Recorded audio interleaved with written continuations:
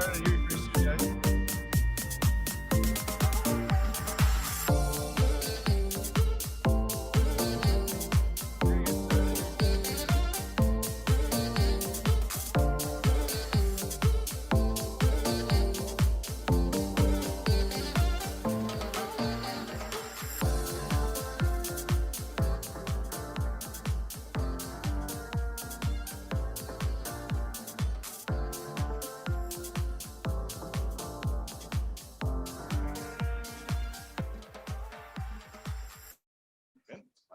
And we're live at the TNT second annual Cleantech Summit powered by Foresight. How's everybody doing tonight?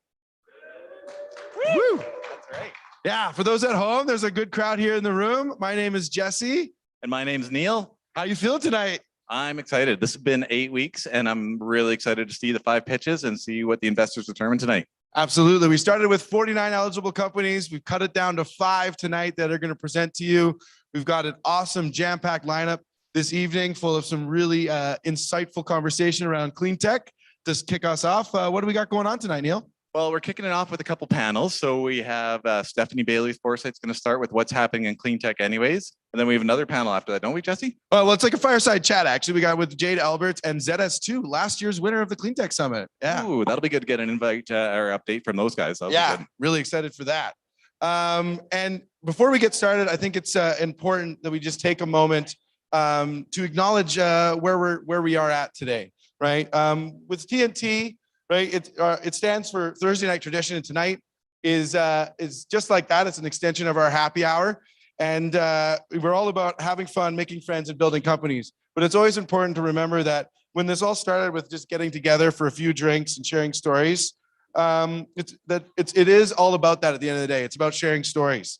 And whether we create companies or just discuss ideas, we always have stories to share, stories to hear, and stories to write. Storytelling is an integral part of the TNT brand and its community. Not all physically in the same venue, we still connect through one land that we all share under our feet. Integral part of the TNT, a land that has carried many peoples before any of us here walk this earth. Tonight, we honor those elders whose stories this land carries, and we acknowledge that this land is the traditional territory of the people of Treaty 6 and Treaty 7. Tonight, we honor their mission to gather in community and share stories, and we encourage everyone who are in the various watch parties and wherever you are tonight to also take a moment to acknowledge where you are today as well. Thanks, Jesse. And with that, I think we're going to bring up Stephanie Bailey with Foresight and our 3 panelists to come up and talk about what is happening in Cleantech Anyways. Absolutely. Let's get it going. Here you go, Stephanie. Hi, thank you guys so much. Foresight is super happy to be a sponsor for the Cleantech Investment Summit again this year. We work with companies that do these pitches. We help them formulate their business plans. We help them refine their pitches, and tonight is what it's all about. It's making sure that they're able to do deal flow, that they're able to get investments in their companies and grow their companies in the cleantech sector. Joining me this evening, I have Jamie Holt. He is the Business Development Director of Eco Canada. Kevin Krasik, CEO and founder of Avatar Innovations, and Kevin Dahl, Director of Plug and Play Tech Center Canada. So before we get started, let me see if I can get in this chair comfortably. Short legs, sorry. So before we get started, I'm going to share a little bit about what's going on in Alberta and throughout the prairies. Foresight does a biannual Cleantech survey. So we reach out to companies that we've worked with over the past couple of years. And so we did a study in 2017 and 2019. And there's some interesting statistics that are coming out of the study. So when we look at kind of this growth of the sector, we're not seeing a lot of growth. Year over year from 2017 to 2019, we're seeing about the same number of companies. But one of the interesting things that we're seeing is that we're seeing more later stage investment, and that's great. That's what we want to see. We want to see maturity of these companies, and we want to see them really grow and get the investment so that they can go to scale up, so they can get commercialization and get like industrial vendors and really grow their businesses to impact emissions reductions. And that's really what we're interested in, is seeing that impact. We just had renewal of commitments to emissions reductions at Globe last week from the federal government. So we really want to see impacts in that area. And the guys that are here with me tonight, they work in the space like I do. They want to see success of the startup companies. So another interesting thing, employment. We're seeing a lot of growth of jobs in the clean tech sector. And Jamie will speak to that a little bit. Eco Canada really focuses on that. And in 2020, they did a presentation at Globe entitled Advancing Canada's Clean Tech Workforce. And there were some really interesting findings. Something that we know living in the prairies is that there's a lot of smart people here. There's a lot of talent, there's a lot of educated folks, and they're interested in working in clean tech. Another interesting thing, when we talk to the companies, we ask them, what are the gaps? What are your pain points when it comes to looking at the clean tech sector? And some of the biggest gaps are funding itself. So looking at that initial seed stage investment, getting those initial investors. Another thing is non-diluted funding. They have trouble getting non-diluted funding to really grow and expand their business. And third, they noted that access to industry was difficult, which would seem kind of odd because we do have a lot of industry in the prairies, particularly when you look at the energy sector. But getting startups in the door and getting them the opportunities to pilot has been a little bit difficult. I'm going to talk to Kevin a little bit about his approach and how Avatar has been tackling that problem.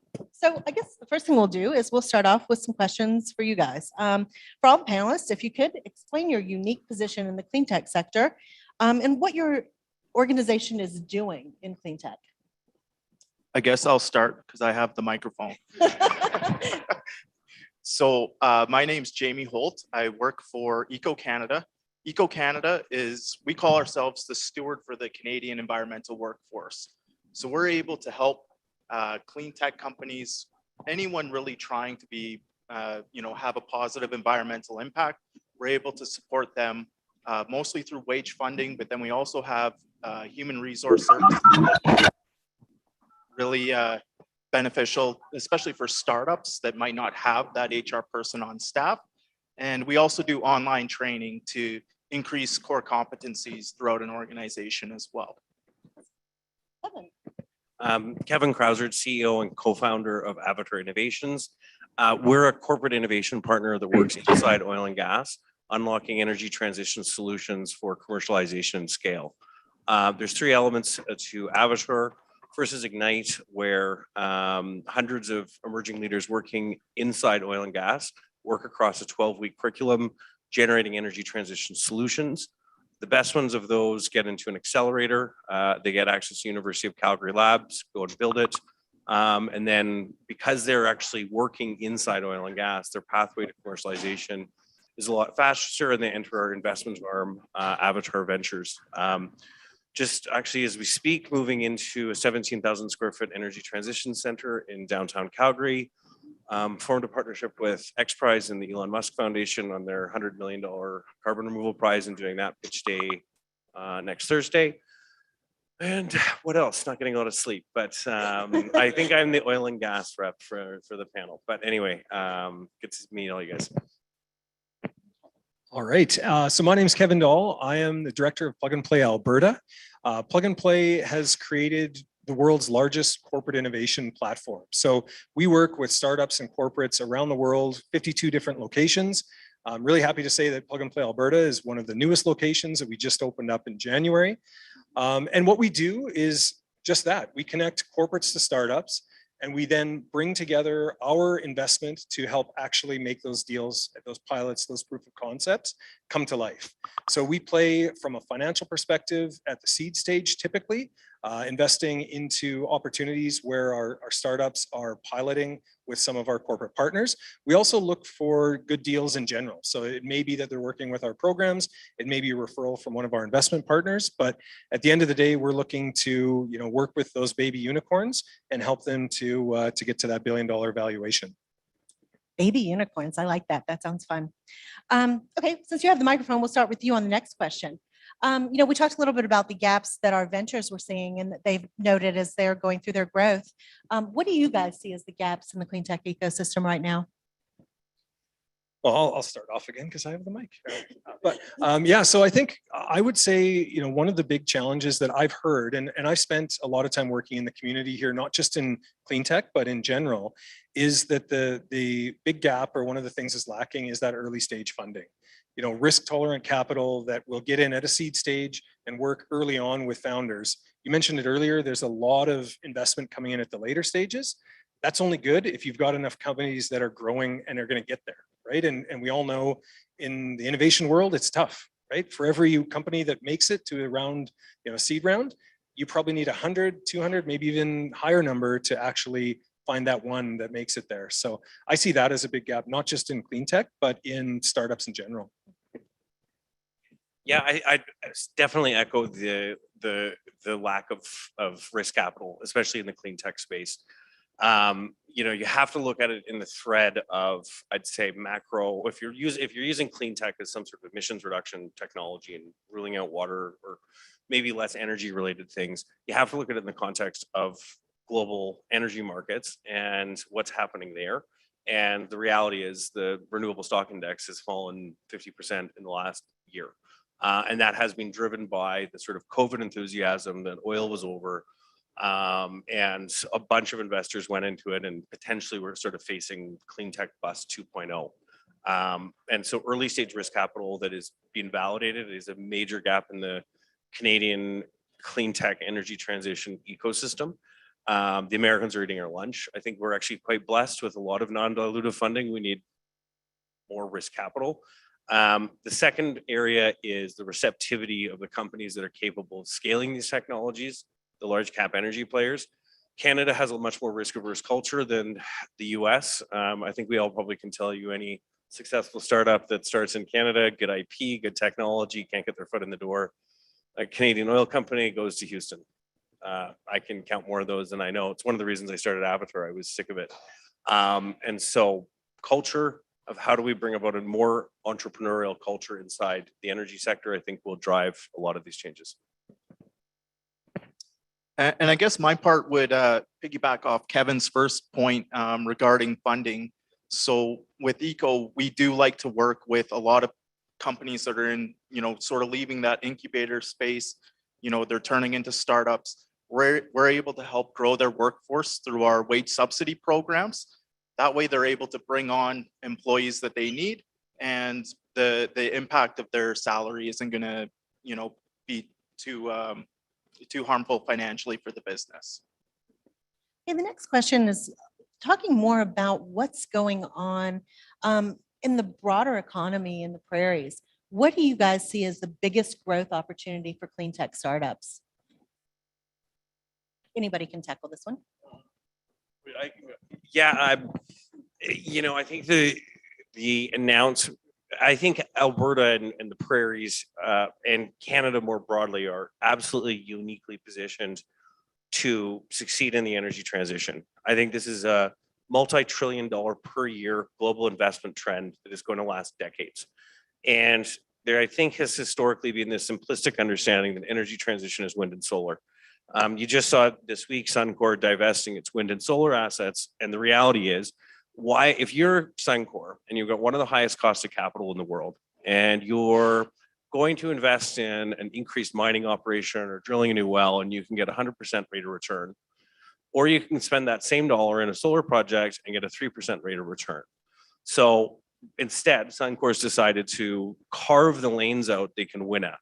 And that is hydrogen, that is biofuels, that is carbon capture. These are the areas. Energy transition is not just wind and solar. The areas that we can grow and we can explain and we can explode, I think, are the solutions inside oil and gas that can unlock the energy transition through things like hydrogen and carbon capture. I haven't had a full chance to debrief the carbon capture incentive or investment tax credit today, but it's pretty sizable. So I think there's a huge opportunity there in the clean tech sector that we can win at. I don't know if you have any thoughts. Well, I might just add on that, like our carbon capture and utilization. I think we have the engineering talent, we have the expertise. We've been at the forefront of this. This is where Western Canada can shine. And I think we now, again, I haven't seen the full details today, but I think there's renewed optimism there. And that's something that, through our carbon neutrality sort of vertical within our sustainability programming at Plug and Play, we've been looking at a lot of those technologies, not just the storage, but also utilization. How can that actually be turned, upcycled, if you will, into a product that can be used? So I think, we have the producers here, we have the expertise here, and I think that's a big opportunity. Yeah, and I think if you take that broader context of energy transition as being much more than just wind and solar, you actually start realizing that we need to be responsibly delivering energy right now. And the companies are capable of implementing things like hydrogen. Like Suncor is already the single largest producer and consumer of hydrogen. Who's going to understand a really tricky molecule to do it? Maybe them. And so I think that's where the growth. Now, there's nothing wrong with renewables. They're fantastic, and we need to scale them, and we need to expand, and we need to grow. It's just a very established market with very established supply chains that I see it as being a little more tricky for a startup to make a disruptive impact. Hey, Jamie, back to you. Let's talk a little bit about how the labor force plays into this. I mean, obviously there's some great opportunities in the prairies. What are we seeing for labor trends? We hear about consolidation in the oil and gas industry and available talent. Are we seeing these people willing to transition into clean tech jobs? Yeah, for sure. One thing that's really interesting, so at ECO, we do a lot of research, and even so from 2019 across Canada, 1 in 30 workers was tied to a environmental position. 1 year later, it was down to 1 in 26. And I think that number is going to keep, I guess, shrinking. We're going to have a higher percentage of environmental workforce. And I think specifically, within the prairies, with the backbone of, natural resources, the energy sector, as well as agriculture, I bet those numbers would be even higher, in Alberta and Saskatchewan specifically. Awesome. Kevin, I'm going to start with you on this question. We talked a little bit about access to industry as being a gap for a lot of the companies. Avatar has taken a unique approach in pulling directly from industry and what I would call more kind of a foundry model. When we're thinking about this, why did you choose this approach for how you set up your business? And to the others, what do you see as ways to kind of mitigate that gap to get people out in front of industry? Whether it's through a deal flow type event or these type of events, what do you see as a good way to kind of meet that need of our customers and get them in front of industry? Which Kevin? We'll start with you because you're our Avatar guy. Yeah, I suppose I could have gone with the Avatar question. So Avatar, my previous role, I was chief executive of a pretty sizable drilling company. And I saw two things happening in the 2015, 2016 oil price crash. First of all, workforce being washed aside by an energy transition and an oil price war on the other side of the planet. It was ill-equipped to navigate, but also not having the skill sets in a highly capital intensive, highly compliance based, highly regulated, safety critical business to roll out emerging technology. How emerging technology works in the energy business is an operator will find some new app at the university that they think is phenomenal. It's going to solve all their problems. Rolls it out on the rig floor. Driller has absolutely no idea what he's doing. The tool companies downhole bring the tools. 17 vendors go on day rate for 15 days. And we have a $20 million cost overrun, and let's never try this again. So the way this highly efficient supply chain has been organized is basically created not just no incentive to innovate, but in fact, actually a negative incentive to innovate. So I saw this happen and I was like, well, how can we actually work together in such a way where we can get that researcher at the university, that driller on the rig floor, the drilling engineer, and the Baker Hughes tool guy together to work together to figure out a model to de-risk an emerging technology for a win scenario. And that really was the birth of Avatar. And so we would take employees and put it into it. Fast forward to the pandemic, Suncor and Enbridge and TCE approached me and were like, hey, we want this outside of Beaver. Can you do something with this model? Because we have to get to net zero. And if we're left to our own devices, we might not get there in time. So we fleshed it out, and what it's really become, like we received close to 1,000 applications this year. We now represent 65% of Canadian oil and gas production and 75% of Canadian midstream assets in our first year of business. And the reason I think we've achieved this success is that it creates an opportunity for people to work in the oil and gas sector while understanding that they're making a meaningful and powerful impact on the country's and planet's climate ambitions. And it's also creating a culture change where they see how difficult these emerging technologies are to succeed. So when a startup goes and pitches to Suncor, they're like, oh, I tried that, and that's actually hard. So you get a lot more different of a receptacle, which I think hopefully changes the culture in Canada a little bit, so the Americans stop eating our lunch on this stuff. Yeah, and from Plug and Play's perspective, we're really excited about the work that Avatar is doing, because I think it really works well to sort of be a feeder and a good collaborator into our model, because our model is really about working with the corporates as they are looking to innovate, not just within energy or within clean tech, but within their organization as a whole. The concern about getting to net zero. Walmart came to us with a challenge a few years ago, trying to reduce 1% of their GHG emissions in supply chain. Technologies that have nothing to do with what we would consider clean tech, but that in effect is helping them achieve those goals. And so that's where we come from as an American company, founded and now global. But I think the real opportunity here is to work with organizations like Avatar that are helping the energy companies, the players that we have in the province, embrace innovation internally, start thinking like innovators, start being open to some of these opportunities, and to not necessarily, well, to kind of break that risk situation that Kevin was describing earlier, so that we can then help work with them in some of those non-hard tech areas to continue innovating. So very complementary, and I think that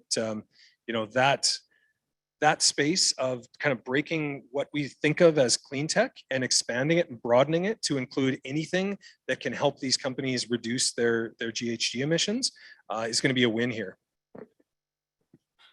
We doing okay. So one last question for you guys. We can start with Jamie.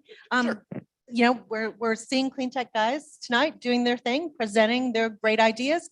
What advice would you give these guys if you could, for the next generation of clean tech companies that are coming up? What advice do you have for them? I think my advice would be focused on the importance of mentorship.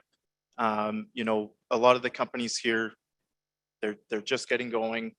I think it'd be beneficial to have someone that they can bounce some ideas off of, maybe someone that's been in the space for quite a while, that they're able to get some guidance, not only just for, I guess, their ideas, but also just growing a business in general. Coachability, full stop. It is the number one, in my opinion, hallmark of a successful entrepreneur. That startups, early stage ventures, early stage technologies are more fraught with challenges and roadblocks than you can imagine.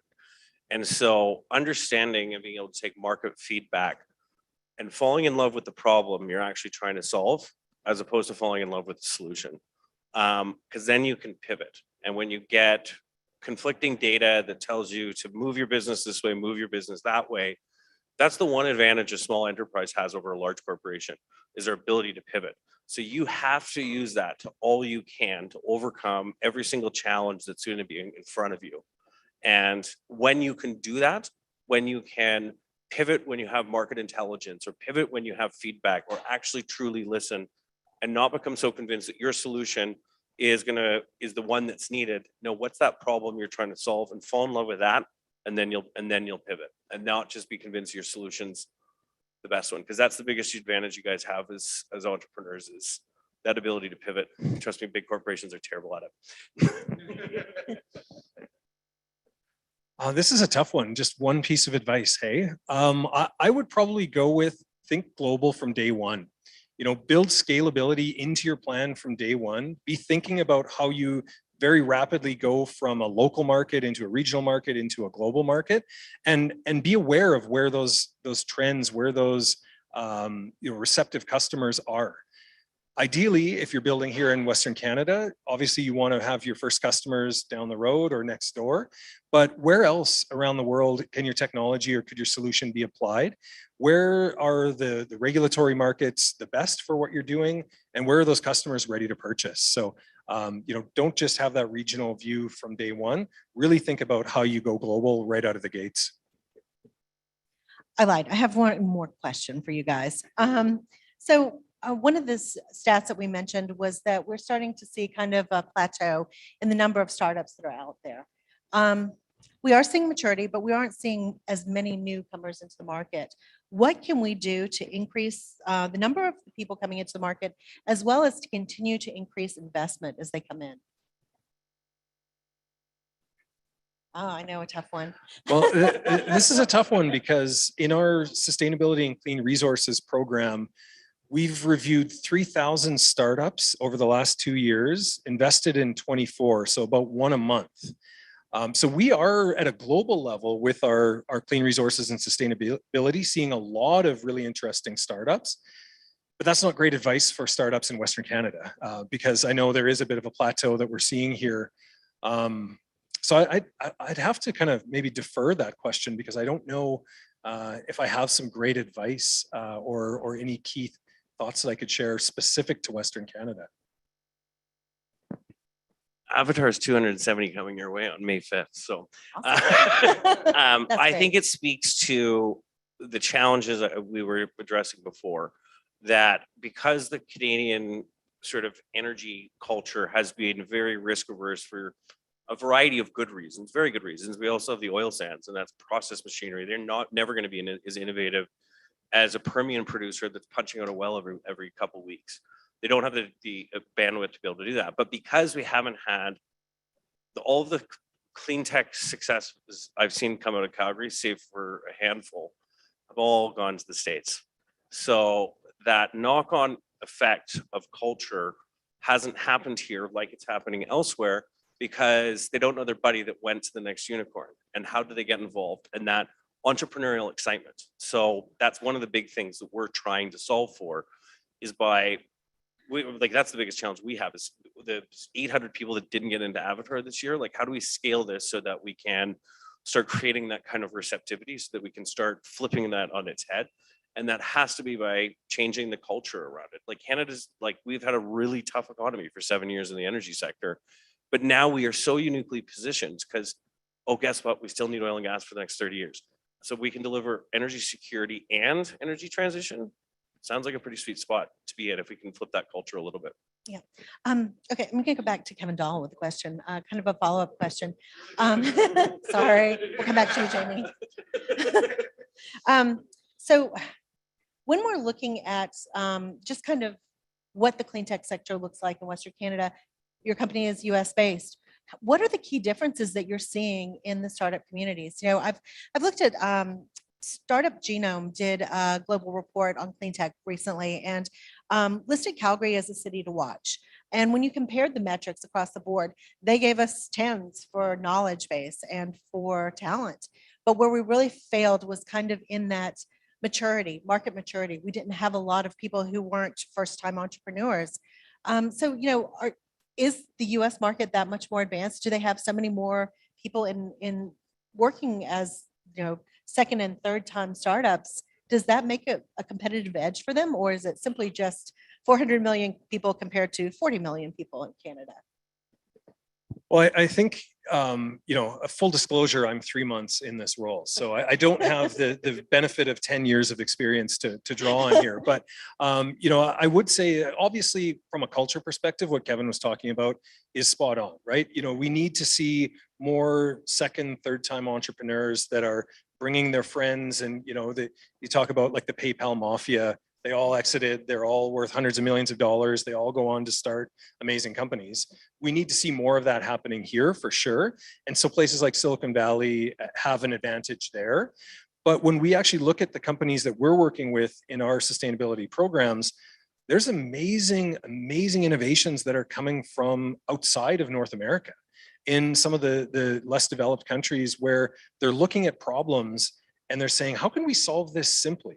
How can we do this without having to burn a bunch of fuel to create heat to, you know, recycle this plastic? How can we do it using simple, low cost, low carbon solutions? And so I really think, you know, while we do need that culture, I think part of that culture is thinking about things differently and thinking, you know, there's a problem here. How can we solve it? And not being stuck in this endless loop of almost over engineering really just look for something simple, solve a problem, and go after it. I think as we continue to build out the community here, which the community is growing, I've been in this community for over 15 years, and it's amazing to see, how many companies we have today, how many new companies are emerging. So I think we're on the right path. We just need to add more fuel. That's good. Okay, back to Jamie. We'll let you talk now. One of the things that Foresight's been exploring is relationship between clean tech industry and academia. There's a lot of great talented people that are doing PhD research and doing research at academic institutions. And we're really wondering, are we utilizing those people? Are we tapping them for becoming the next startups? Are we working to set them up for success with people who are interested in running a business and tapping into their knowledge? Jamie, are you seeing a lot of people coming out of academia, or is it people that are interested in business? And how do you bridge the gap between the two? I feel like, from my experience, academia do want to be involved within the sector. They, like I know at SAIT, for instance, they work with a lot of governments and industry to try to get involved that way. I'm not wholly sure though, like to the extent. Yeah, I'm sorry. That's okay. I can jump on that. We've got a partnership with the university. Generally speaking, I think it's interesting because every university everywhere is just like unhappy with the amount of research commercialization it's getting. And there's almost been this tendency to somehow look at these kind of successes of pure tech that somehow gets a path to commercialization. Well, I think you've seen, sort of pure research being cut. It's created this tendency inside these universities for researchers to all want to become entrepreneurs. And then they've become convinced that their idea is this $1 trillion liquid gold idea. And they don't recognize that the idea of getting that from that lab to a market is like the absolute hardest part. So I think there needs to be a little bit of a kind of culture shift of how do you actually mate the academic with the entrepreneur and allow them to do the research. And I think that there's been an unfair burden on universities to do that has driven this thing. And I think if you change that culture, you'll have better research commercialization. I just add one thing quickly too. I think giving a shout out to Platform Calgary and what you're doing with the Clean Resource or with the Energy Transition Center. I think getting some of these visible areas where people can go and immerse themselves in the innovation community. They can learn a little bit more about, hey, this isn't an idea and then I get paid $100 million for it. No, there's a bunch of execution. There's all the trials and tribulations, the ups and downs you have to go through to get success. I think that is really important as well, just as a community, having more people understanding what it's like to build a startup, because it's not always sunshine and fairy tales, right? All right. Well, I've been told I have to wrap it up, but it's been a great privilege to work with you guys over the last several weeks, setting up the Clean Tech Investment Summit. And as much as I'd love to talk to you all day, I don't think people want to hear from us the rest of the evening. So we'll go find a beer somewhere and continue this discussion on our own. And in the meantime, I'll turn it back over to Jesse. Awesome. Give it up for this panel. Awesome. Thank you very much, everybody. Really appreciate you taking the time to speak to us today. And yeah, it's really exciting. Today's, we got the federal budget, as they were mentioning, lots of really great stuff in there for innovation, especially for clean tech. It's really exciting. Lots of movement happening here in Western Canada with clean tech. And we're just happy to be a part of it, aren't we, Neil? Yeah, it's pretty exciting. And I love the variety that we had on that panel. And it was really well moderated by our friends at Foresight with Stephanie here. And it goes to show you all the cool things that are happening in that space. Yeah. So, and I think one of the key things that we're mentioning in there is the access to capital. And we're going to be giving away an investment tonight. Well, I should say giving away. We're going to be investing some capital tonight, at least 190,000 actually. That's right. Yeah, we have a record number of investors for Startup TNT at 39. Actually, I think is the last count that I had. And 50 companies have whittled down to a top 5, and we're going to make the decision live here in probably an hour and a half or so. So yeah, very, very exciting. We're expecting at least a $500,000 in investment based on what we've experienced previously with TNT, because we are all about doing those side deals here with Startup TNT. So with that, I think it's very appropriate that we bring up our next fireside chat, which is going to be with the winner of last year's Cleantech Summit. That's right. We got Doug Brown with ZS2 Technologies. He'll be popping up on the screen here in a second. And as an interviewer, we have our TNT friend, our TNT ambassador.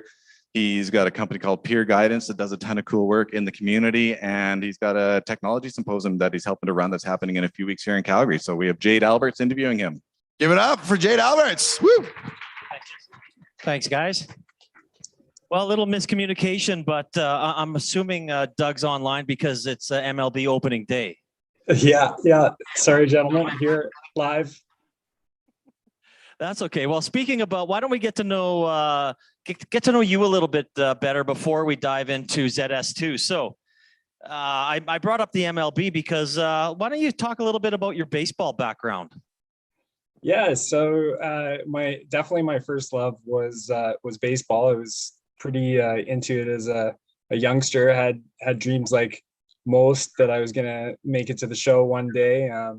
Maybe not so Canadian since most are focused on hockey, but my dad was an Aussie and he used to love watching American baseball. So that was how we kind of bonded. And yeah, it went pretty well for me. I grew fast early on. You know, I was 5'10" as a 13-year-old, and I'm about 5'10" and a quarter as a man. So you can imagine I was a pretty big kid, and I threw the ball pretty hard. So I got a few good opportunities to play for Canada early on, and then I got a scholarship to probably a unknown university in Wyoming that I turned down, and then I pursued my education at McGill instead. And that's pretty cool. You played on the Canadian national baseball team, which, you know, a lot of us dream of, us baseball guys. And we could probably sit here for the next half an hour and me trying to recruit you to come play nationals with us, but we won't do that. But why don't you tell us about your McGill experience and your PhD that involves carbon engineering? Yeah, so went out to McGill. I won't say what year, but was sort of excited by both the school and the town. If I'm being honest, my parents ended up moving to Australia, and then I went to pursue a career in science. Very early on, I was sort of interested in CO2 absorption and capture. And actually, I remember when I left home, my dad said, you know, whoever figures out this whole CO2 thing and maybe creating something that plugs into a socket and uses CO2 and takes it out of the air, you know, they're going to be the next Bill Gates. And I was like, oh, okay. And so it kind of just stuck with me. And then I did a small research project while I was there, which I ended up, after I graduated, sending to David Keith, who I had come across in sort of my studies. And he said, well, why don't you come out here? I'm thinking about starting a company. And I remember moving out here, sort of couch surfing for the first month, waiting for this guy who was sort of larger than life to make time to meet with me. And I remember it was about 3 weeks. And I thought to myself, okay, you know, I can't keep doing this. I've got to get a meeting here with you, or I'm gonna go back home. And he met with me, I think, later that week, and he hired me on the spot. So it pays off to be persistent. And then yeah, I moved out here in 2009, and that's when I started to work for Carbon Engineering for a couple of years, doing CO2 capture actually out of the air. We were sort of developing some of the bench chemistry around that, because my background, I did my BSc in chemistry.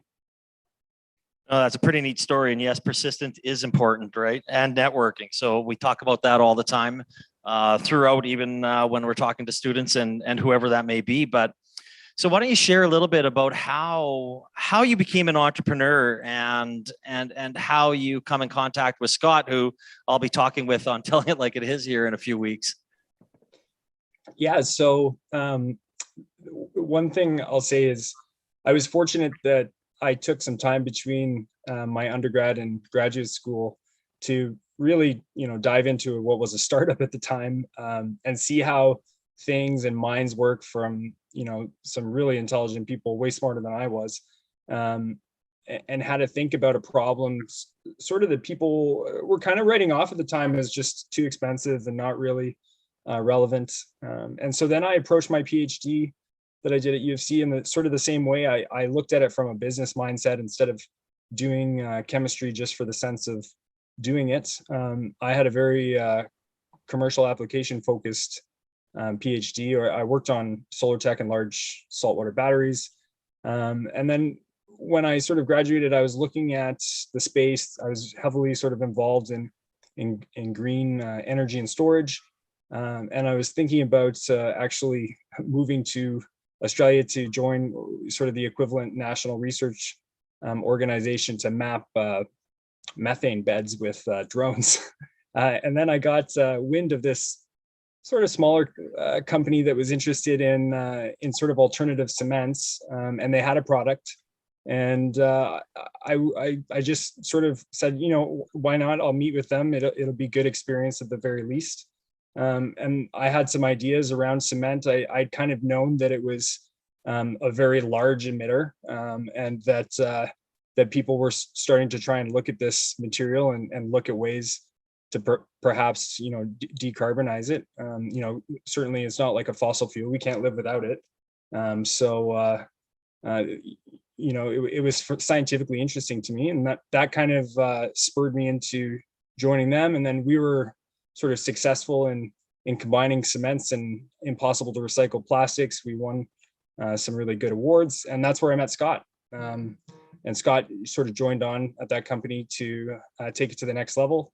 And then yeah, we were creating these really cool sort of composite materials from clamshells and old vinyl siding, trying to give it a new purpose instead of landfills and the ocean, basically.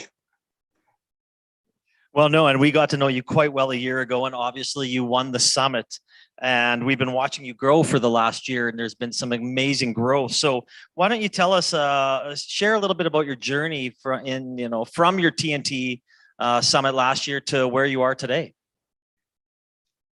Yeah, so we launched ZS2 in March of 2020 because, you know, why waste a good pandemic? There were a lot of, you know, powerhouse individuals that I think, you know, if they weren't furloughed, they were certainly reevaluating what was important to them. And so this virtual world was able to sort of be adopted by a lot of individuals. And we decided that, you know, we would launch ZS2 and start to pursue some of the sort of more radical ideas that we were looking at, you know, tapping into both our backgrounds. Scott's background being, you know, DIRT Environmental Solutions, ex-president, really focused on growth of companies. And then my background, you know, from carbon engineering and my PhD work and my previous work in cement, I had an idea that, you know, we could potentially try and tackle cement and circular economy solutions based on some of the waste materials that I was seeing. And so, yeah, we sort of partnered up, and then Kristen was our other co-founder. She kind of egged us on, and she had all the customer relations and client service background. So we were sort of the three musketeers, and yeah, it's crazy. Like the house is always on fire, and you're always putting out fires, and it's unbelievable how fast we've grown. You know, I remember different milestones where you get nervous, and now, you know, we're almost 40 people, I think, or slightly over that. And it's just been an amazing journey. No, it has been. And I guess we kind of want to touch on that journey a little bit. We know you've grown a lot, but you've chosen Calgary to make your manufacturing facility here. So why don't you share with the listeners exactly why you chose Calgary and why you want to manufacture it here? That's easy. There's a tremendous workforce here, and you know, we're one of the leading areas in carbon transportation and storage. You know, my own story, I moved out here for that exact purpose, you know, 12 years ago. You know, I think we transport more CO2 in this province than anywhere in the world, and so there's an amazing entrepreneurial spirit focused on, you know, CO2 and sustainability, but also, you know, we have a tremendous entrepreneurial spirit around the oil and gas sector. And so, you know, you have all these individuals who have looked at non-conventional ways to solve problems and come up with really some global leading ingenuity solutions. And so, what better place to start a business? We've expanded rapidly and are looking at other options from tax perspectives and things like that. But as far as the quality and the caliber of individuals here, and then obviously my connection to the university, from an ecosystem standpoint, you just have a network of experts that's, I think, unparalleled somewhat. No, and we know you've talked about that support quite a bit, and also the government support that you received as well. So what impact do you think ZS2 will have on the world for that? Yeah, well, I hope a very positive impact. We're really focusing on a solution that's around CO2 capture and utilization, just with an end product that has a use for it, instead of just capturing it and stuffing it down a hole, or having to create massive infrastructure projects, or trying to build a pipeline, if I dare say, to transport this stuff. The utilization question, I think, almost becomes more important than the capture question. And so I think a product like cement is just such a great place for us to store large volumes of it. And that's kind of why, we're doing what we're doing. And I think that if we can, really think big, maybe there's a world where open pit mining for cement doesn't totally exist anymore, and we just focus on, desalinated brines to develop mineralized cements from.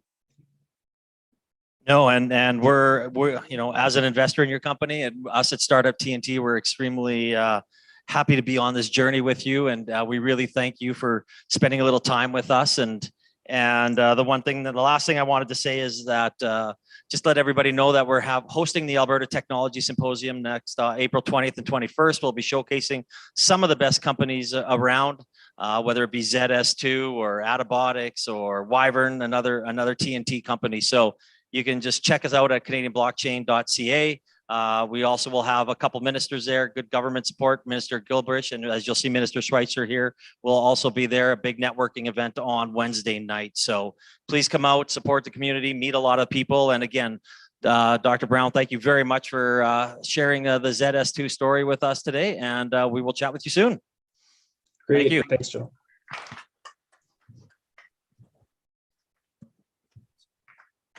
Thank you very much, Jade. And definitely check out that Alberta Technology Symposium if you're interested in hearing more. Chat with Jade. But before he runs away, speaking of showcasing, if we didn't have the ability to move the camera to check out Jade's shoes, but if you get an opportunity to, please check out those bad boys that he's wearing on his feet.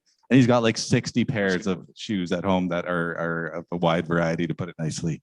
Yeah, well, we actually have one more important group to thank for today that's been a big supporter of Startup TNT from the very beginning here in Alberta, and that's Alberta Innovates.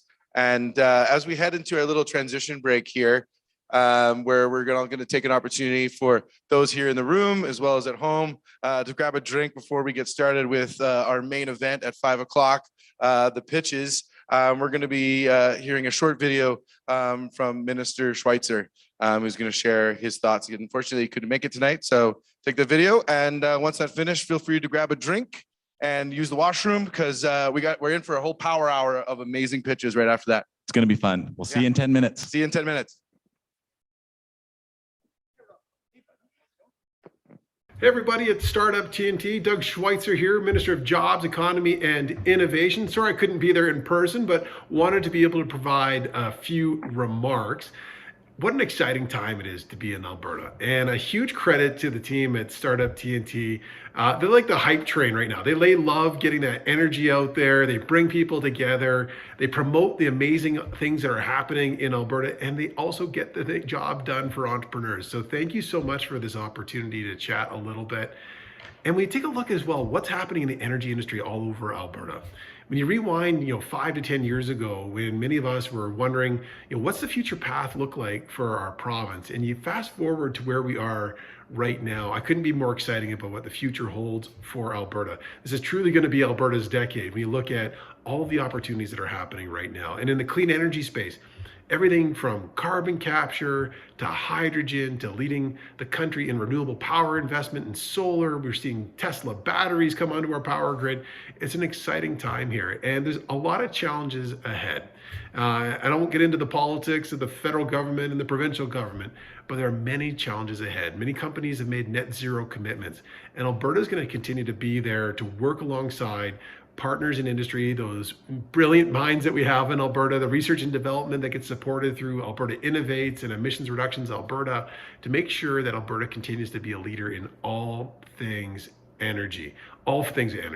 So really just want to say thank you so much for this opportunity. Good luck with the summit here on clean tech, and we wish you well. And I can't wait for the next billion-dollar company to come out of Alberta focused on clean tech. I think that can happen. We have that momentum, that energy is here in our province. So thank you so much, and good luck with the event.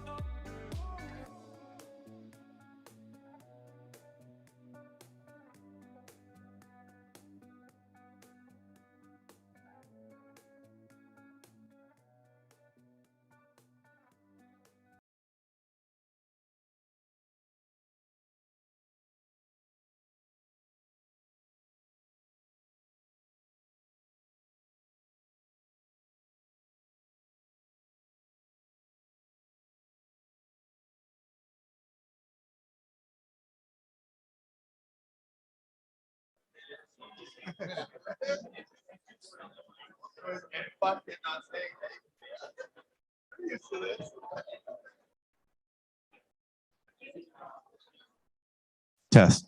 Test. All right.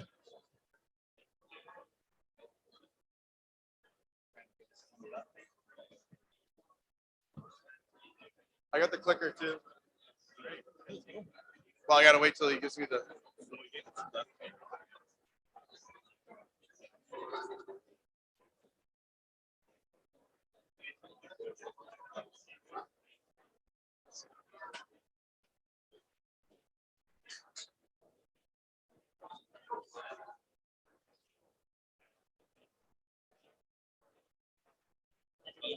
Stand still.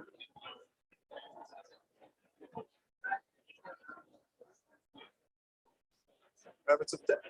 Yeah.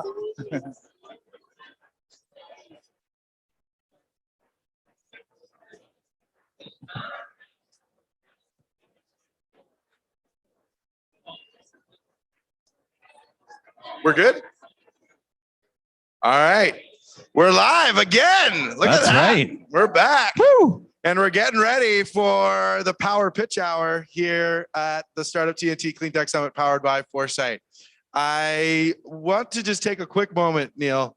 I think it's important that we talk about why we're here tonight before we hear from these amazing founders that we're going to hear from over this next hour. Right? We're at a very pivotal moment in history that the panel and the fireside chat both brought that up. We've got a lot of work to do if we're going to change the world to where we need it to be in the next 10 years. Right? The average investment length is about that same time. So it's perfect today that we're here investing in these clean tech summits. All 5 of the companies you're going to hear from tonight, they're trying to do a little piece of that puzzle that we're going to need to figure out in order to achieve the type of future that we want to achieve.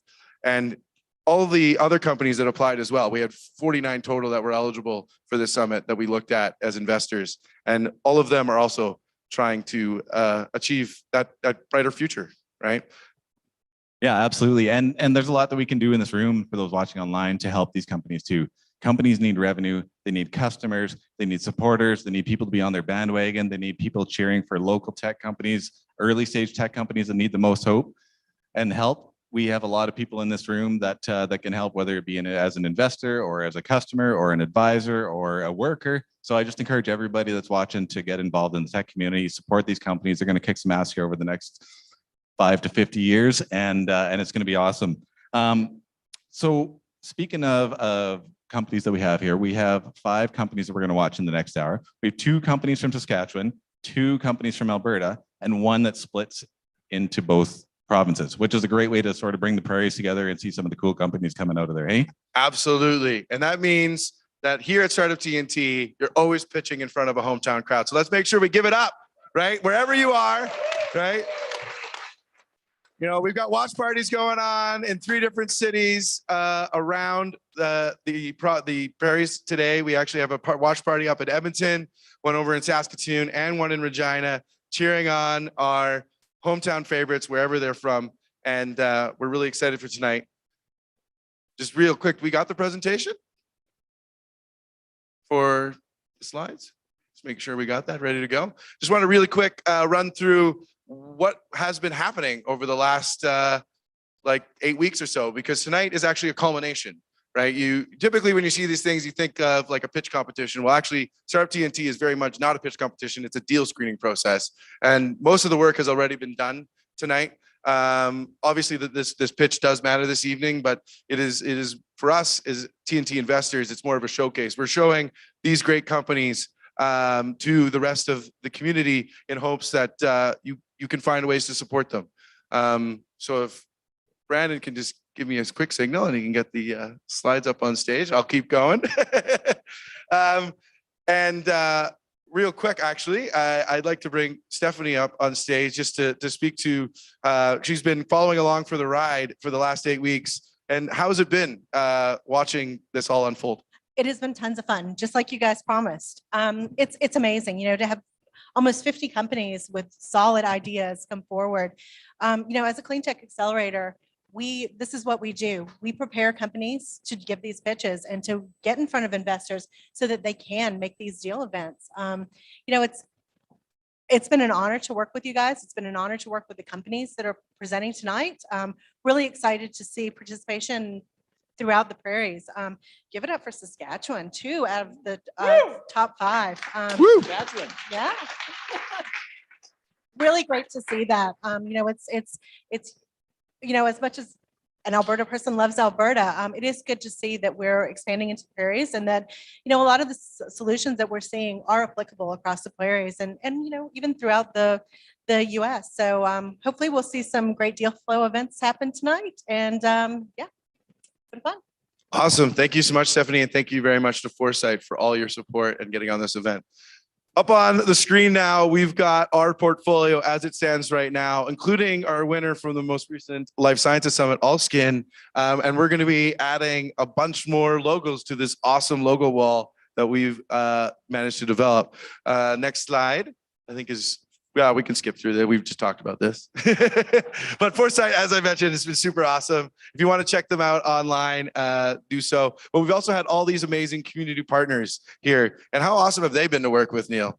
Yeah, like that saying, it takes a village. It sure does. And there's so many really interesting partners that we have here in Calgary, and Edmonton, and Regina, and Saskatoon, and Winnipeg that have worked together over the last 8 weeks to help these companies out after the summits, before the summits, during the summits. It's been really cool to see. Yeah, we even had renewal funds coming in from Vancouver. That's right, BC representing. Yeah, so it's very exciting to be a part of this great community. And with TNT, like why do we invest in startups, right? Well, entrepreneurs, they're dreamers, right? They're, as I said, as we were getting into this, they're trying to create a better future, and we're here to support them. That's what we believe in. We're believing in building community. That's why we're all here tonight at Platform, as well as at the various watch parties, as I said, across the prairies, and at home on Zoom, watching it from wherever you are. We appreciate you taking the time to be a part of our community. And how did it work? Yeah, in terms of how it works, so we round up 30 plus investors. In the case of Cleantech, we have 39 investors. Each investor puts in $5,000 that they pre-commit to the winning company at the end of the summit. We typically see investors invest a little bit more than that because they get really excited about more than one deal as the 8 weeks go on. Super excited. I've been chatting with them. They are so pumped. And then over 8 weeks, we go through a collective decision-making process where we start with, in Cleantech's case, about 50 companies, go down to 20, down to 10, and down to 5, and it's all made collectively by the 39 investors. And it's a really fun process to see what the collective mind decides versus what the individual does. Yeah, so term sheets have already been figured out. Data rooms have been looked at. Everything's ready to go. We're going to be making an investment decision live here at Startup TNT and Platform Calgary. Yeah, and always, lots of beer is very important. That's right. So as you see with the agenda, we've got the next hour is pitches, and then we're going to do a quick deliberation, have some fun, have some drinks, have some pizza we got coming here at Platform Calgary. There's food coming to the other watch parties as well. And if you're at home, I guess you got to use like Uber or Skip or something. And then our investment announcement is at 7 o'clock. And I think we got one more. Hey, yeah, so these are just the quick stats. It's been an awesome night. But yeah, let's get on with this epic night. How about we get it started, and we're gonna bring up our first introducer. Yeah, let me just go through really quickly like what the format's going to be. Yes. So we have one of our community partners is going to introduce each of the entrepreneurs. The entrepreneurs will have 5 minutes to pitch. Then we'll have about a 3-minute Q&A session with somebody that's been on their due diligence team over the last 8 weeks. So they built up that relationship, and it's a really kind of fun, special moment sometimes. and then we're going to segue on to the next one. So with that being said, I'm going to invite Russ Erickson with our friends at Amy. He's going to introduce the first company, and I'll let him have the mic. And then after that, we're going to have Naomi from North Pine Foundation doing the Q&A. Thanks. It's our pleasure at Amy to support this event. I've watched all the pitches and they are great. Amy's a nonprofit research institute. We support and advance the state of the art of AI in the world, and we've been doing that for 20 years. And for the last 5 years, we've built a number of programs to really connect all that great academic research and all of the state of the art to actual real world problems in organizations, from startups through to large enterprises, including some of the organizations that have pitched here. We have worked with over the course of the last little while. So we're really, I'm really happy. Want to invite everyone, AI Week, May 24th to 27th in Edmonton, massive showcase of what's going on in AI in the prairies. There's so much going on. We want to showcase both to the community and to the rest of the world what all of the great work that is being done both academically and in businesses around the province. On that note, the very first pitch you're going to see from my home province, Saskatchewan. Love it. I live here now, but I love Saskatchewan. Very first pitch you're going to see, what they're doing is a little bit worrisome to me because I've got teenage boys and I don't know what they put in that recycle bin. And I don't want that coming back to me, but he's going to make it come back to me, I'm pretty sure. Without further ado, Prairie Robotics, Sam Dietrich.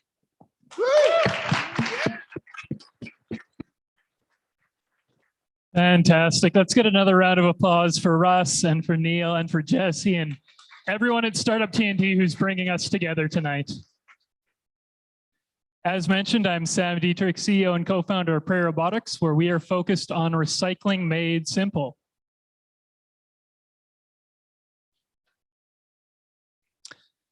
So 9 out of 10 citizens find recycling more confusing than investing, filing their taxes, or assembling IKEA furniture, and 2 of them are Russ's sons. What that leads to is what's known as contamination. It's the amount of non-recyclables that end up in a blue bin, and it's costing Canadians millions.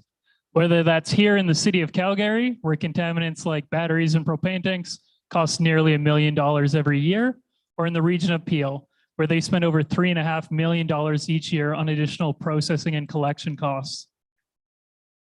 Looking at a truck's perspectives, roughly $4 to $7 per house is spent just sorting out this contamination.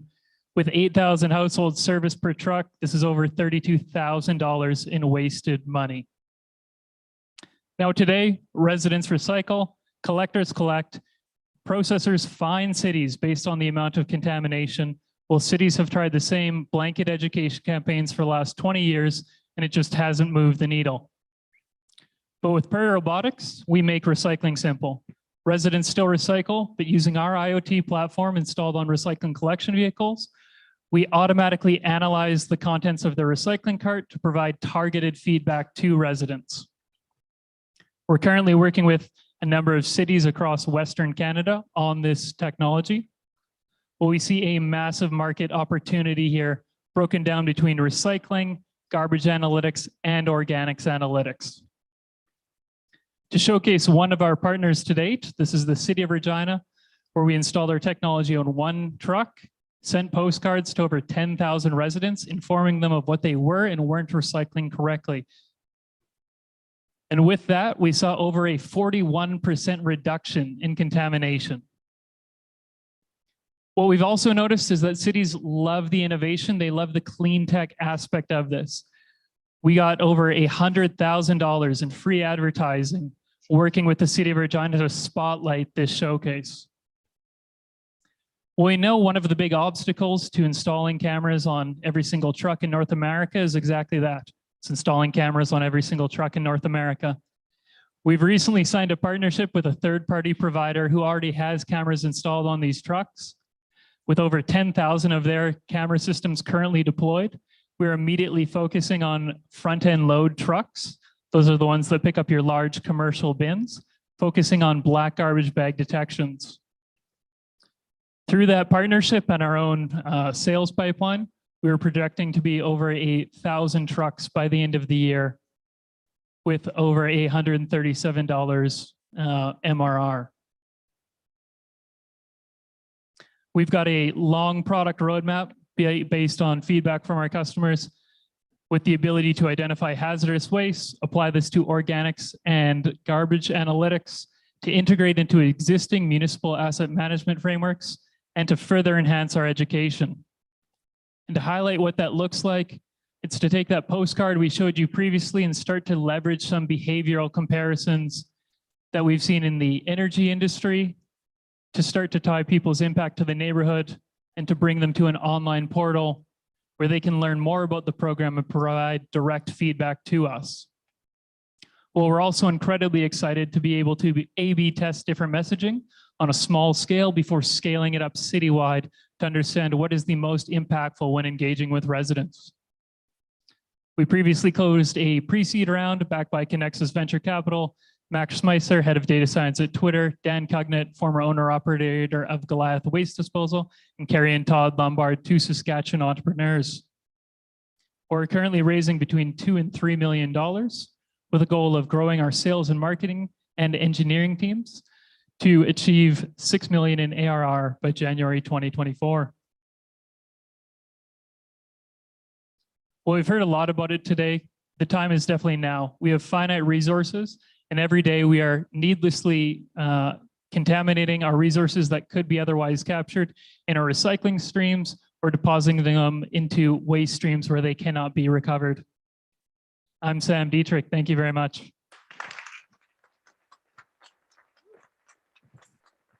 All right.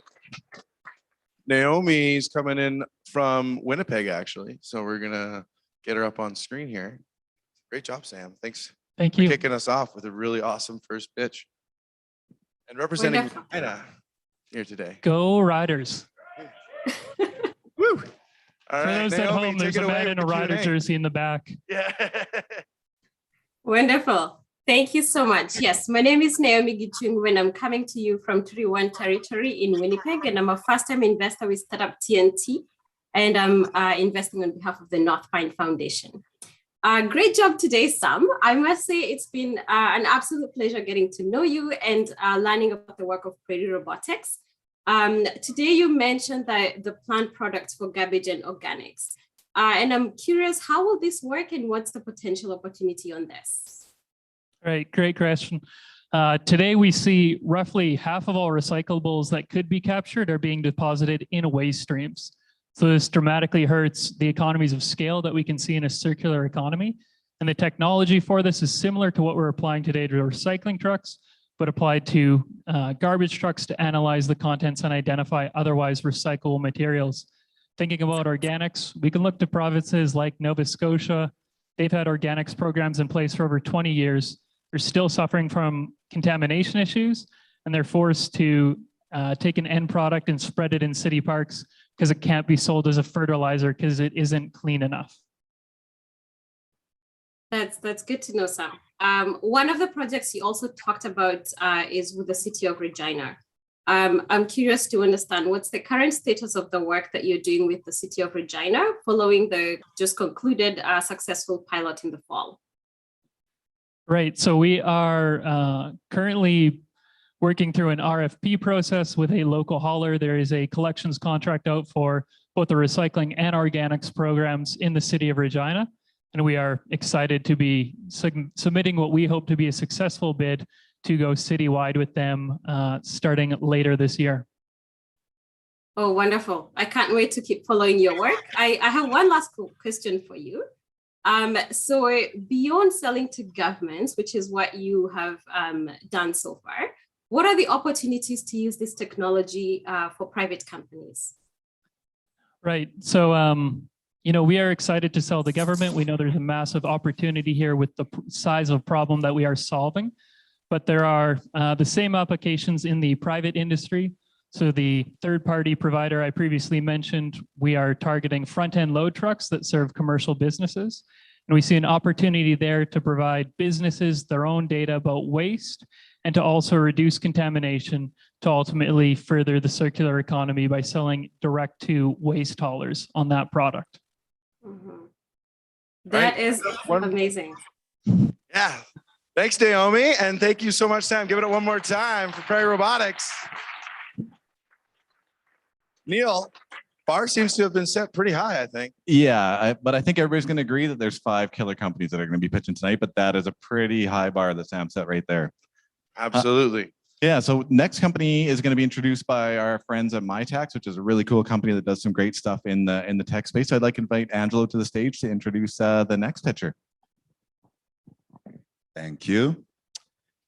Hello, everyone. It's a pleasure to be here. My name is Angelo Nwigwe, and I am your local friendly MyTax face. MyTax is a national organization We are scattered across Canada, which means that wherever you are in Canada, there is always someone from MyTech that's watching you, so make sure you watch your back. Essentially, what we do is that we support innovation and research collaboration that occur between the world of academia and industry. So on the industry side, we've got all these problems, these challenges. On the academia side, we've got solutions. We've got lots of smart people. We try to bring these two together, and we provide funding for that. An example of this is the next picture, so that is coming up right now. And I asked her, what do you do? Just to understand better their technology. And she told me about her PhD in chemistry. And I was like, hold on, don't say anything more. I don't do chemistry. But so I decided to ask her an easier question. And I said, what is your favorite drink while you are changing the world, right? I'm expecting, what do you usually drink while grinding? She said, I drink water. Now, I understand she must be really passionate about clean tech because there's nothing more cleaner than water. So let's welcome Nanode Battery Technologies and Bing Chao. Thank you. Thank you so much. Actually, I really want to thank you, MedTech, because they've supported one postdoc with us, and we are applying a new MedTech program with them. So their tremendous contribution to startups are huge. So today I'm going to talk about batteries. So you put your phone down, your battery is dying. Listen to me. So like we've been using rechargeable batteries every day. But have you wondered why the battery is always dying? What's the problem and how can we improve it? We have the solution today. My name is Bing Cao. I'm CEO of Nanode Battery Technologies. Here, I'm going to present a technology that makes batteries better by redefining the anode. So first of all, what is the problem? With the demand of the battery market skyrocketing, but innovation in the battery material science is falling behind. One of the biggest challenges here is on the negative side of the battery, which we call it nanode. It's basically currently a graphite anode that hasn't been changed for almost 30 years. So in order to make our battery more energy dense, so our cell phone can last longer or EV can run further, we have to change this material with something else. So this is our solution. It has a really long name, but what we do is a new alloy-based anode to replace graphite. The way it works is, first, it's a new material that can take more lithium ions than the graphite. And second, it has a innovative structure that can facilitate a better battery performance. And the third, most importantly, we have this innovative really scalable and faster process. As you see in the video, it's one-step process, really simple dry process without any organic solvent. It's really scalable in the future. So with the combination of the three innovations, what we can deliver is a battery that can have increased the 50% of the energy density with 16% reduction in the cost and the 66% in the greenhouse gas emission reduction. So how are we going to deliver our product to the market? We decided to focus on what we are good at, which is the anode side, and manufacture this amazing anode ribbon and supply it to battery manufacturer companies. The battery anode market itself is a $1 billion market, and it has a huge potential in the future. And compared to our competitors, we are the only one in the market that can provide a combination of high volumetric energy density as well as low cost. So what do our customers say? So since our commercialization event 18 months ago, we had really great conversations with many battery manufacturing companies, and they like our product. They've sent us a lot of interest and signed a material transfer agreement with us for testing and setting up proof of concept project with us. And one of them actually signed a $2 million worth MOU, a framework purchase agreement with us based on the progress we made with them. So in the next year, we are going to mainly focus on finishing this ongoing project to reach several milestones and get the first proof of concept done and trigger the first revenue. And looking down in the future, we'll be moving from the smaller battery devices for wearable and IoT things to the battery for electronics and eventually go to the EV market. So we have a team that is ready to deliver. Myself have 10 years research experience in renewable energies, and we have a team combined with combined expertise in battery science, material science, electrochemistry science, as well as support from the business side.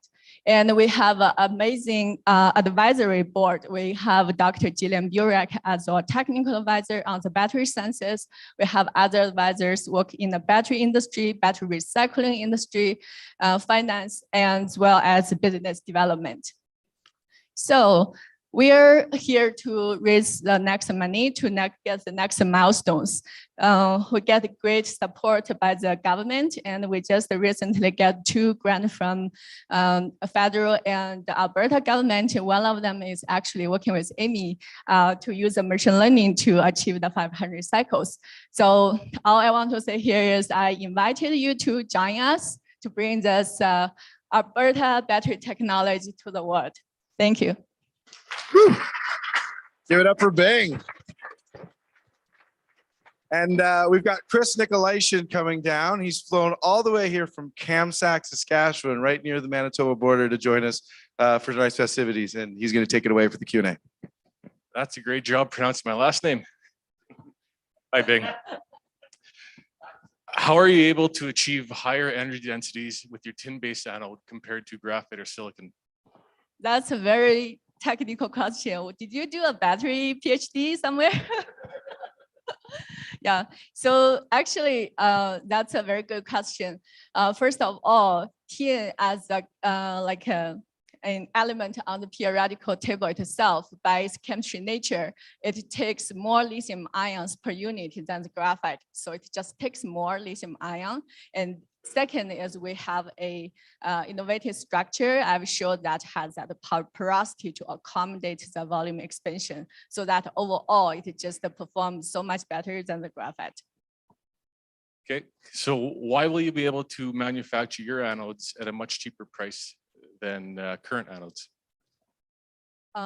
Yeah, so as you guys see in that video, which in the future, our manufacturing process is way much simpler. We use one-step process, and the current graphite anode fabrication takes 5 steps. So we are simpler. And the second is because we have higher energy density, so we use less materials in our anode, and the combine just brings the cost down. In your slides, you mentioned VDL. Who are they? And why are they interested in your anodes? Additionally, what will you need to achieve to trigger a purchase agreement from VDL? Yeah, for sure. So VDL is actually the second largest micro battery supplier in Asia. They are specialized in making small size device battery for like wearable devices, like batteries using in the earbud. The current pilot project we are working with them is making a battery with a form factor called 1154. It's the size of your like a fingertip size, and they are really interested because they are working on small devices, right? Think of a battery space where you have no room for more material in, but you can only make it more energy dense. That's why they are really interested, and it's a kind of the best demonstration for us as well. So we have been working with them since last year. So far we passed the first 2 phases of testing on the tabbing testing, capability testing, which are very well. And looking forward, we are going to achieve 500 cycle test and pass through the safety test to trigger that purchase agreement. That's great. Last question. What will you be using the money for from this round? Yeah, so hire people, get one more MedTech postdoc. Absolutely. So we'll be hiring, mainly is for technical hires, we'll be hiring someone doing the battery science and hiring a material engineer, as well as support from Amy to get the machine learning project going to accelerate our R&D to achieve that 500 cycles. Yeah. Thanks, Bing. Thank you. Thank you, everyone.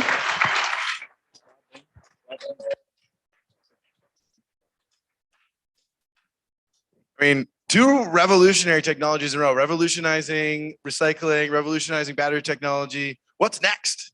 That's only the first two pitches. What do we got coming up next? Yeah, I think we're going to have one that's revolutionizing some computer technology, aren't Yeah, that's right. We got quantum silicon up next. But first, I want to take a minute to have everybody appreciate where we're physically at right now. Absolutely. So Platform Calgary, the space that they've opened up for the Calgary and area community has been really impactful so far. And they haven't even, I don't think they've officially opened yet, right? Isn't it June or something like that? Yeah. Yeah. So June they officially opened, and we held our first pitch finale on their pitch stage in November.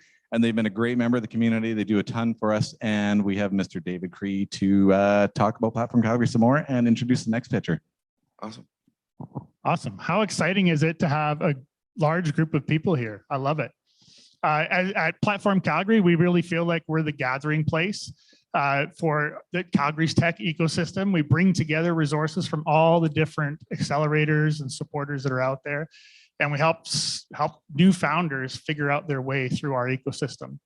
And so, when we talk about it takes a village, we just love that concept. We love delivering that through collaboration with all the partners we have out there in Calgary, through good targeted programming for the really early stage companies. But ultimately, more than anything, it's about community. It's about creating that village that helps our founders really, really accelerate and find all the resources that they need. So I'm just so glad that you all are here supporting that ecosystem now tonight.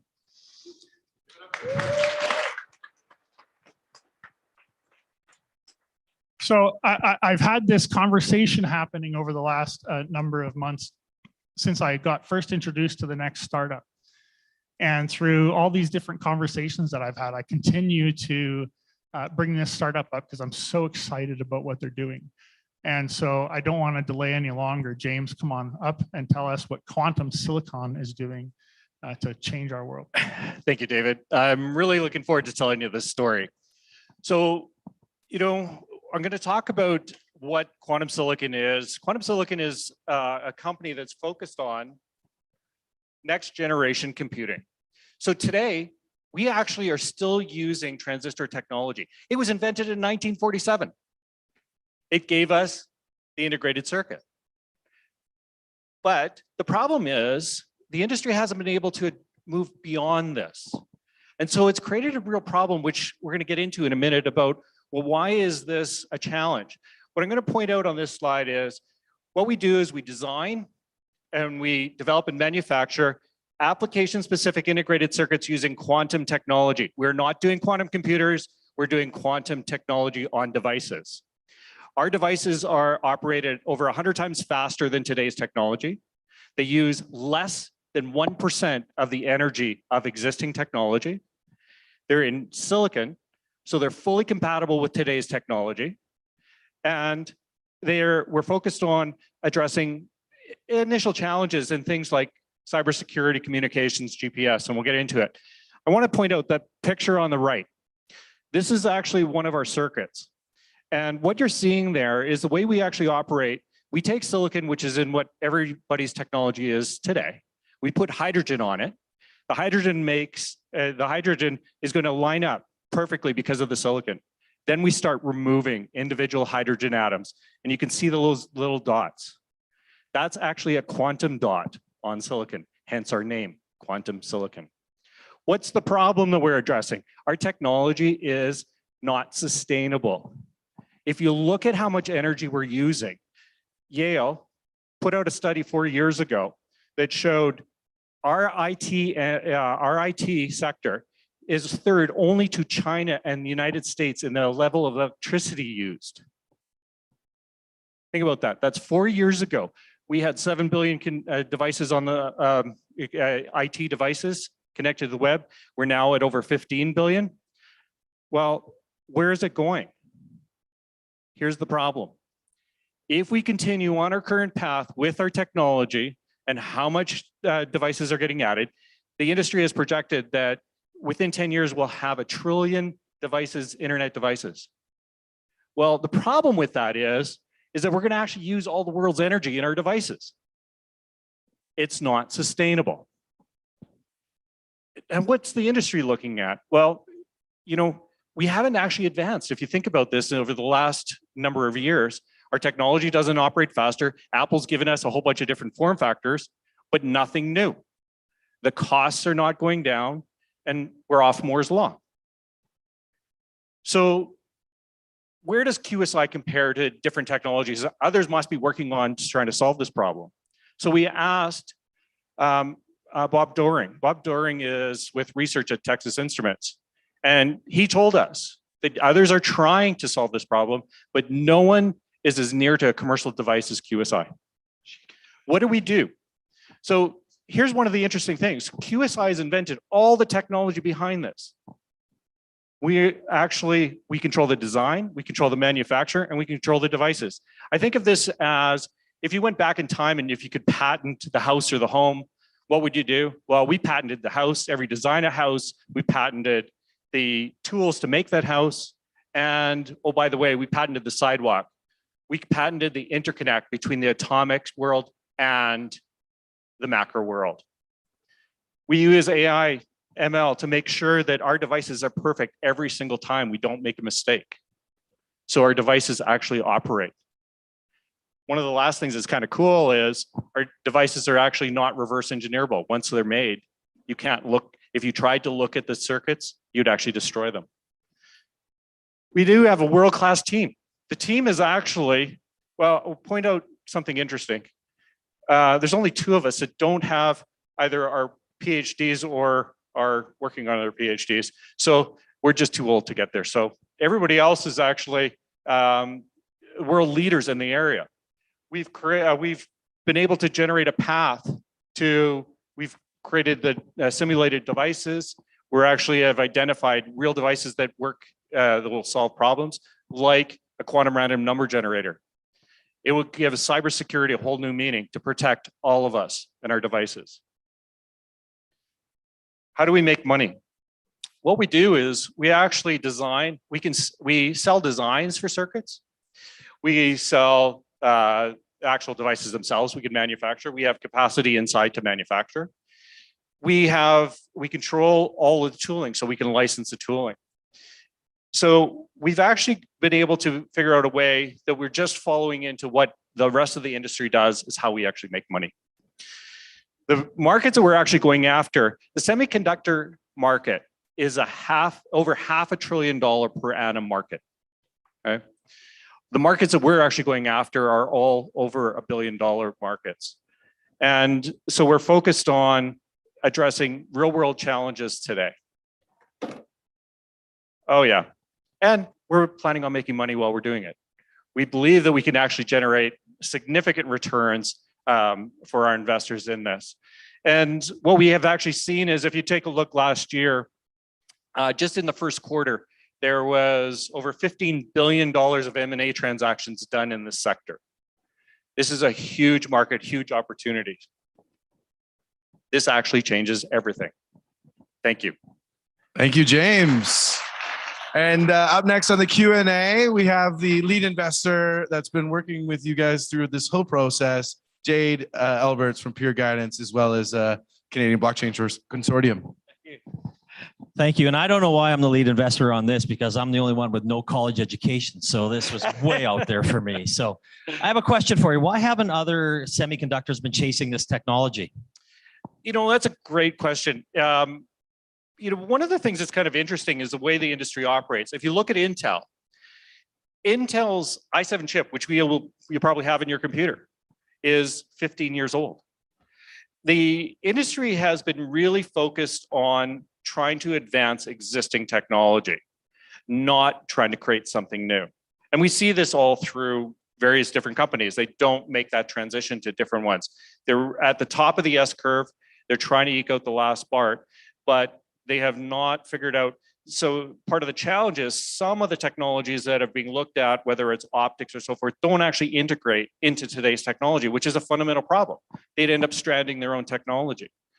Because QSI's technology is in silicon, it can be adopted chip on chip into today's technology, addressing, one step at one problem at a time. So it's a tough challenge for the industry. No, absolutely. And how is this going to change the world from a clean tech perspective and make it a little more efficient? So as you saw in the presentation, our devices collectively, it's basically a death by a trillion cuts. Every single one of our, whether it's a camera or your cell phone, they're all requiring energy to operate. That technology, because it's still based in the transistor, you can't reduce the energy consumption. QSI's technology, because it's operating not on a transistor basis, but at a quantum basis, doesn't require that. So we effectively reduce energy consumption by over 99% in the areas that we had touched. So it creates a path for solving this global problem. Excellent. And one last question is, where do you see an exit for your company? We spend a lot of time thinking about that because there is the potential that somebody just acquires this and puts it into theirs, whether it happens to be an Intel or so forth. Or, my dream would be, let's grow this company with your guys' help. Let's scale bejesus out of this, and we'll create some secondary offerings of our shares. But I believe that this is a technology that has legs on multiple different opportunities for an exit. Excellent. Thank you very much, James. Appreciate it. Wow. Yeah, I feel like I need a PhD to understand that one for sure. By the way, I just want to acknowledge we've got such an incredible crowd. We got more people coming in. We've got such a great cohort here in the room, and actually what I've been hearing from across the prairies today. We've got lots of investors, obviously, with Startup TNT. We've also got VCs here in the room, people who work in the grant space, a lot of service providers, which brings us to our next introducer. Yeah, absolutely. I think most everybody here is familiar with BDC. They do a ton of work in the community. They've been a great friend to Startup TNT for a long time. They have a clean tech practice that does a lot of work in the clean tech space. And while nobody from their clean tech practice was able to make it today, we have Evie from BDC here in Cal, who does a lot of cool stuff in that space, to introduce our fourth company out of 5. Hey everyone, I'm Evie Licani. I'm a senior account manager with BDC's Tech Financing Group. For those of you that aren't aware about BDC in particular, we actively finance tech companies across Alberta that are actively looking to commercialize with non-dilutive capital. We also have VC funds as well. We also have VC funds as well, in particular our Clean Tech Fund, which is spearheaded by my colleague, Sherry Corbett. More than happy to obviously provide some more information around our offerings after the pitches, but without further ado, I think we'll make the next introduction here. So the next individual that will be coming up is Christopher Marino from LightLeaf Solar. Thank you. Before I get started, I'm a big believer in letting people get their hands on things. So I'm going to encourage people to pass this around. This is one of our products, obviously. That's a LightLeaf panel. So we're LightLeaf Solar, and we make energy that moves you. And a big part of our portfolio is getting an understanding of who we are. So I'm joined today by our founder Rick and Katrina. If you don't know Rick, Rick is sometimes thought of as an academic because he teaches, but more importantly, if it moves, Rick's tried to put solar on it, and you can see that right behind me. Katrina, obviously known as a tech expert. I believe the last time I saw you were on CTV nationwide chatting about technology. I am a CFO. I am a serial entrepreneur. I've invested more than $500,000 in tech startups in the last 6 years, and that's why I'm here, because I believe in what we're doing. So what are we doing? We're changing the industry. Right now, everybody wants to get lighter. Everybody wants a source of power that is not polluting the world. And solar leads the way by a long shot.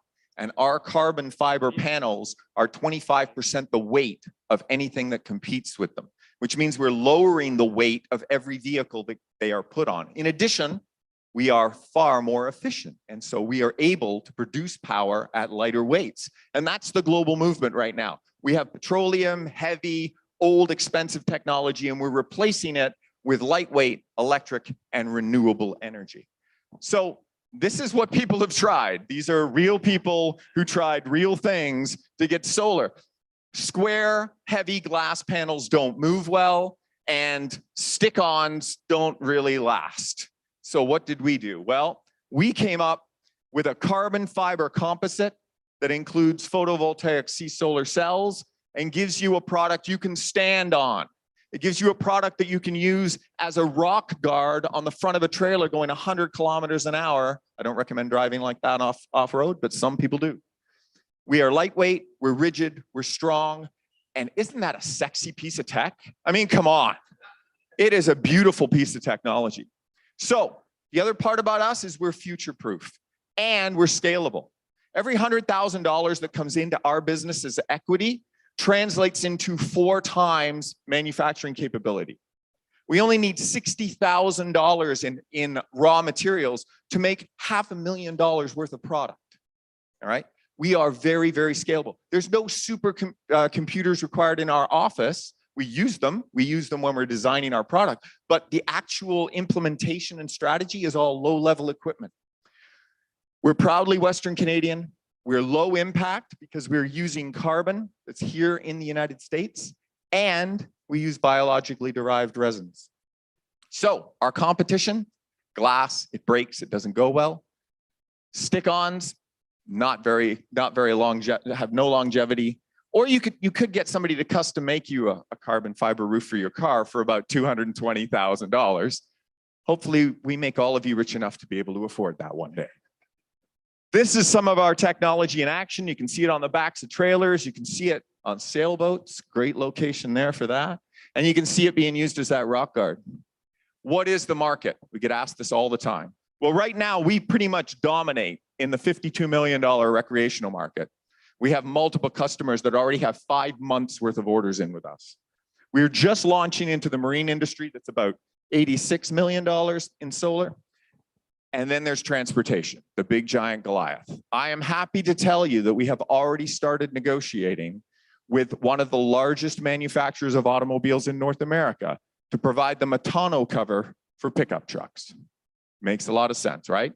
And we're already engaged in a research project to add a carbon fiber roof to ambulances. Because I don't know if you know this, but they leave the engine running all the time. Because if they don't, they eat up their battery with all the technology that's keeping people alive inside. Adding a roof makes them lightweight, improves their fuel efficiency, and gives them an alternative power source. Just like everybody, we have a hockey stick. The nice thing about ours is we're already halfway through it, and we're already multiplying our deliverables and increasing our capacity. So we're asking for $650,000 in pref shares on a $4 million pre-money valuation. We're going to match that. We've got a bunch of IRAP grants and some additional funding coming in. We're Saskatchewan Technology Startup Incentive qualified, which means you get a tax seat back for your investment. I believe it's 30%. Way to go, Saskatchewan, for funding clean tech. What are we going to do with the money? $320,000 for personnel and growth, $60,000 in raw material stockpile, which I explained to you, $35,000 and $40,000 in biz dev and advertising, and about $200,000 to take our existing facility and allow us to produce more than 10 times the product that we currently do. We are LightLeaf Solar. We make power that moves you. Thank you. Nice pitch, Chris. Thanks. All right, we're going back virtual for the Q&A session here. So we have Mr. Brett Gass, and I bet you nobody will be able to guess where he's calling in from. You might, Chris, because you might know him. He's calling in from right around the corner. South investor, and he's got a few questions for you here. Hey, Brett, good to see you. Yeah, good to see you guys too. Sorry I can't join you in person. Sort of sorry. So, great pitch, and I just want to take a moment to congratulate you and the LightLeaf team. You guys have gotten to the point where you're selling product and pulling in revenue. So as a startup, fantastic. That's a milestone. From your pitch, though, I know, right, you're focused on the transportation. That's where the growth is going to be. So, tell me why the transportation industry needs your product, and what are you hearing from your customers? What's the pull? Yeah, we have customers in the industry, in the transportation industry, that are spending millions of dollars to get an extra 3% range out of their electric vehicles, right? Just by adding carbon fiber instead of traditional silica, we can cut their weight by 25%. So you can imagine how excited they are. You add into that anything that can add power back into an EV or into a battery pack allows the range to be extended again. And then when you factor in that we're doing this in a clean tech way, that we're not adding aluminum with embedded carbon costs, that we're not adding sort of traditional hard elements, we really have a solution that they get really excited about. Like you can see them starting to realize, oh, we could use this for about 1 million different things. No, fantastic. And as many as you do know, I'm a bit bullish on carbon myself. So I'm the former co-inventor and founder of Carbon Revolution, which is the world's only manufacturer of carbon fiber wheels. We sell to Ferrari, Ford, GM, and others. So, I can tell you the core of that business was around advanced manufacturing the material system. Yep, it's bling for the car, but they really like those future elements of it. So, with that said, tell me about LightLeaf's proprietary manufacturing process. Why is it sustainable now, and where is this movement going with the advanced manufacturing? Yeah, the beauty of this is that we have a patentable process. We actually design our own ovens. And so credit to Rick and the team, they've actually built ovens for this that are proprietary to our process, and they're inexpensive to replicate, which is beautiful. In addition to that, nothing that we do requires us to go to outside help. So the entire process is managed internally by the team. We can add people to that team very easily, and our lead tech, the information that our lead tech has is transferable to another individual. So we're actually looking at going to 2 shifts before the end of the summer, and doubling our capacity over what we're able to double just by ramping up to 5 days a week and 8 hours a day. I think we hit 82 panels this month with 10 days waiting on raw materials. So over 120 panels a month is sort of our target for the end of next month. And we're looking to get to almost 1,000 panels by the time we do our full rollout. Excellent. And personally, I know I'm looking forward to the investment coming in and the scaling, because the 5-month wait time is a little long. So I need my panels on the boat here in Cayman. Yeah. Okay, we'll get you a couple. Thanks, guys. All right, thanks. Those panels? Yeah. There you go. Give it up for LightLeaf Solar, coming all the way from Saskatoon, another great Saskatchewan company. Happy to see them here. So we got 1 pitch left. I feel like I would want to watch another 5, but we only have 1 pitch left. Absolutely, which means we got to get that energy going. I know it's been, we got a lot of pitches here tonight, but we got to make sure we give that energy for the last pitch. Who's been enjoying the free drinks so far tonight? Woo, right? At the other parties around? Well, here at Startup TNT, we're able to do those free drinks because of all the awesome people that donate to the beer tab. And a bunch of them are actually here in the room with us tonight. And I'm very excited to say we got Adrian Mitchell's giving up some beer for the beer tab. Malcolm Adams, Bright Whiteman, Waitwell, one of our previous winners, Freeman Beals, and Logan Downing, who was actually in our top 20 for the Cleantech Summit. So give it up for those beer sponsors. And if you're interested in being a beer sponsor as well, it's just beers at Startup TNT on your e-transfer. Super easy. Yeah. We'll put it in the Zoom, right? Let's keep this party going tonight. And let's get it to this last pitch. How about? Yeah, absolutely. And if you're interested in beers, just in case you didn't notice, the bar is over down here. So just keep walking that way until you see the bartender and he'll hook you up. And now there's food down there too. All right. So like we said earlier, we have one company that represents both Alberta and Saskatchewan, and that's this company that's coming up next. So we're going to take a little bit of time to have Christina with Siren come up and introduce them. And this is our last pitch. Christina, come on up. Thanks, guys. Having been born on the border in Lloydminster, I feel that I'm properly suited to be introducing our next candidate. So my name is Christina Lopez. Besides being born in Lloydminster, I am a managing director for National Bank Financial in the investment banking group. And I am one of the investment bankers that is in charge of our clean tech practice. In addition to that, I am also the co-lead of the investment sector for CRIN. So CRIN is the Canadian Resource Innovation Network. And what they do is try to create a network of networks to really create collaboration that ultimately helps to green our energy sector through the use of clean technologies and really creating a network that tries to drive this and tackle climate change and create greener energy. So for those who are interested to join the network, please go to cleaninnovationnetwork.com. There are a number of events and networking opportunities for you to learn more about CRIN, but also become part of the clean tech ecosystem in Canada and Alberta. So with that, I am introducing Steve Siciliano from EMS, Environmental Material Systems, and he is going to wow us. And he's going to wow us before we all go to the beer with his smart soil science and environmental remediation technology. So over to you. Okay, thank you very much.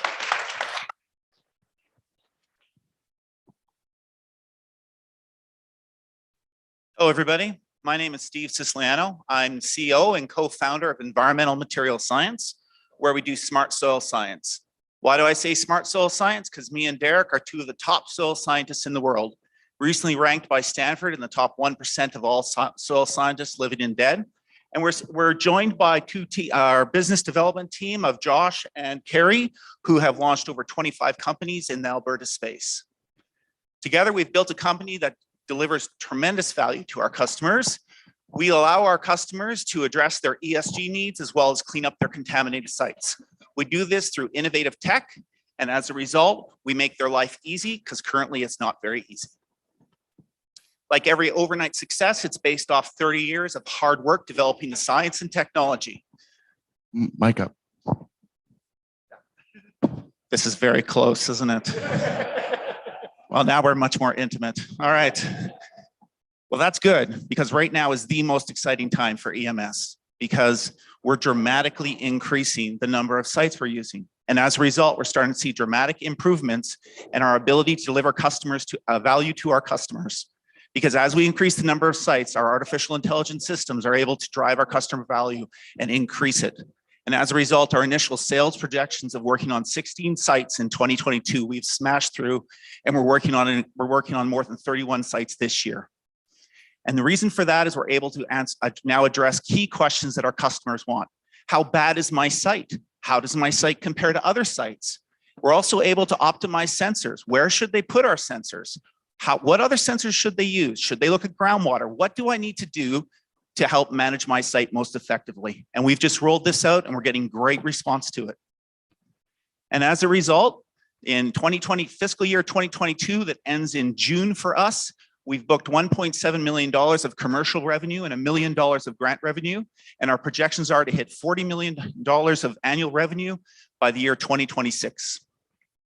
How do we do that? We built an integrated technology stack for soil science. Remember, me and Derek are soil scientists.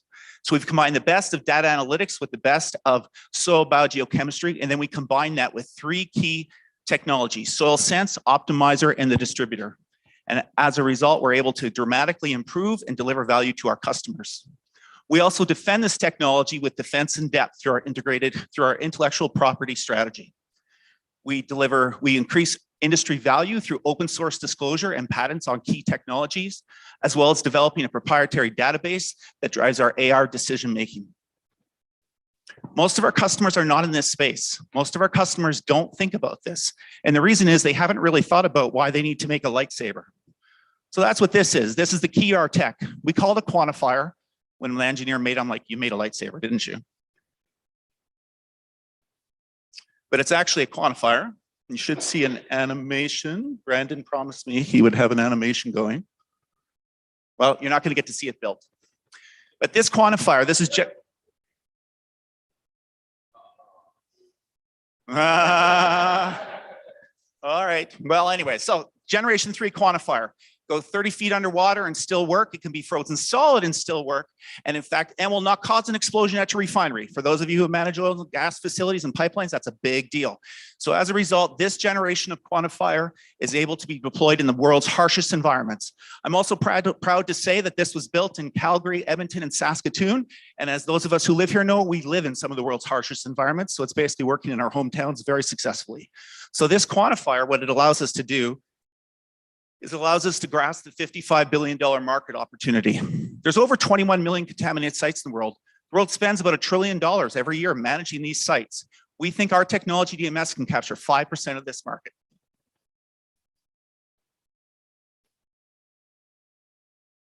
So how do we do that? I'm going to put down my lightsaber. Well, we do that because our target customers are finding tremendous value in our technology. These individuals, they normally have a very tough life. They're trying to manage active releases at active facilities. And current technology is not up to the snuff, and our technology is. And as a result, we can help them address key problems they currently can't. If you're trying to manage compliance at an active facility, you can just use our quantifier. If you want to clean it up, we can complement that with our other products of optimizer and distributor. So that means our remediation vertical is already launching, and we're now expanding into new territories. But for those smart puppies in the room, when I talked about sensor optimization, you're probably thinking, did you just solve the broadacre ag tech problem? We did. We now know where to put it. And so this year we're going to be doing proof of concept and continue to develop that, as well as addressing ESG needs for all those customers who don't have contaminated sites or think they don't have contaminated sites, and we can help improve their ESG reporting. And that's all based off innovative science, because we're going to extend this work with the quantifier with our polymer detection capabilities that will allow us to address the salt and fertilizer market, allowing us to launch new products of the soil sense, the carbon sense, and the crop sense to enter the precision agriculture and carbon sequestration markets. So if you want to join EMS as we hit $100 million valuation in 2025, I encourage you to talk to us tonight. And now, most importantly, my lawyer wants you to know that if you believe anything I say, that's your fault. If you make decisions, it's your fault. And most importantly, it's not her fault.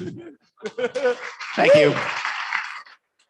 Way to bring us home. And to end off with our last Q&A, we have Mac Andrews, another first-time TNT investor from right here in Calgary. Thank you very much, Jesse. Presentation had just about everything. No videos, that's too bad. Okay, so Steve, you are a dirt expert. Can you tell me what makes EMS unique at contaminated sites? So our technology is the only technology on the market that allows customers to address active facilities. You can't dig up a pipeline. One of our customers, you can't dig up a refinery. So if you can't dig it up, our technology is the only one that can actually address these issues in a cost-effective manner. Very good. You touched on this a bit, but can you tell me how that optimizing sensors allows you to break into other markets like ag? Well, the real challenge in ag is how to create ground truth sensors that help drive value to the farmers. And our sensor optimization algorithm that we've been developing and now just launched allows us to address what's called the broad acre problem. And that allows us to identify where sensors should be to help drive value to the producers directly. Great. So why, other than your soil background, are you going to be the one who's going to lead this company? Because I think the way to, like you guys mentioned earlier, we only have about 7 years to save things. I spent 30 years researching climate change. So we have to come up with this transition over the next 7 to 10 years.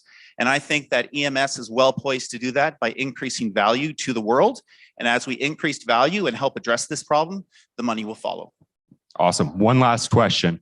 If you're not successful raising, what are you going to do? Yeah, well, so the reason we're entering this raise, to be clear, is we can readily grow this company to a $50 million. We don't need VC, we're cash positive, we're doing well. We could easily become a $50 million company, but that's not going to save the world. We need to become an $800 million company. And for that, we need VC helps, their connection, as well as the cash. Love to hear it. Thanks a lot, Steve. And let's give it up one more time for all of the big pitch companies tonight. Yeah, that was amazing. Right, and I want to also, it's very important, I think, to recognize and thank all the people that were involved in making tonight possible, right? We've got a lot of really great partners that have been involved with it. Why don't you let's start listing some of them off? I mean, well, I think Stephanie's right up here. So let's start with Stephanie because Foresight's the presenting sponsor and they've done a ton of work for this and been a huge help. So we'll let Stephanie say what she thought of the last hour and how the last 5 pitches have gone. Oh my gosh, you guys have such a hard decision ahead of you. Wow, what amazing pitches, what amazing concepts, great companies. I'm overwhelmed. It is so great to see such great talent coming out of the prairies. We've spent a lot of time focusing on the pitches themselves, but I also want to thank all of those that have participated in the investor training. It's the investors that are going to get us to the next level. It's the new investors coming into the market that care and that are passionate about the environment that are going to make a big difference. So a shout out to you guys. Great job on getting some investors in. Great job on screening some great participants. To those that didn't make the top 5, we're ready to see you next year. Keep at it. You guys have got some great passion and some great optimism, and it's contagious. And you're the ones that are going to make the world a better place. So thank you for all of your efforts. awesome. I think Stephanie and the rest of this room know why we were so pumped going into these pitches now, right? Yeah. And we've got a bunch of other really great partners that were involved with this event, and I want to take a moment to thank them as well. Yeah, and we've seen a lot of them here, but some of them we haven't. But I'd like to thank Amy and Innovate Edmonton, DEA Saskatchewan, Avatar Innovations, and Renewal Funds.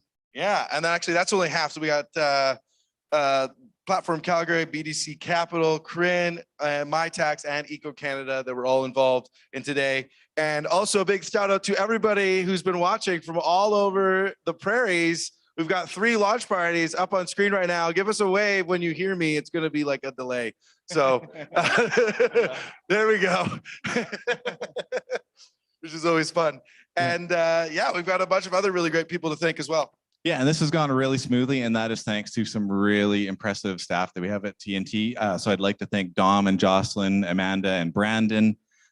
Tim, the co-founder of TNT, is up in Yeg watching. We also have Zach, the other founder of TNT, who's watching it from TNT headquarters, which is incidentally in Zach's basement. Unfortunately, he caught COVID. Yeah. Yeah, and but most of all, I think it's important, as Stephanie said, to thank the investors for giving their time. And we're going to be heading into a really tough decision here next up. And so we got some deliberating to do. Investors, we're going to be heading up into a room just over there. Yeah, grab a beer first, and then we're all going to be heading up there. For everybody else, take some time to meet somebody that you haven't met yet tonight. There's tons of really interesting people here. I know a whole bunch of people, but there's a lot more that I have to meet yet tonight. But there's so many interesting people. Take an opportunity to talk to somebody you haven't talked to, because there's a lot of really cool stories here, and I know that. There's also an open bar there, which can help facilitate that. And and we had some food show up too. So if you're hungry, grab some food, have a beer or a glass of wine, and meet some cool people. We'll see you in about an hour. Yeah.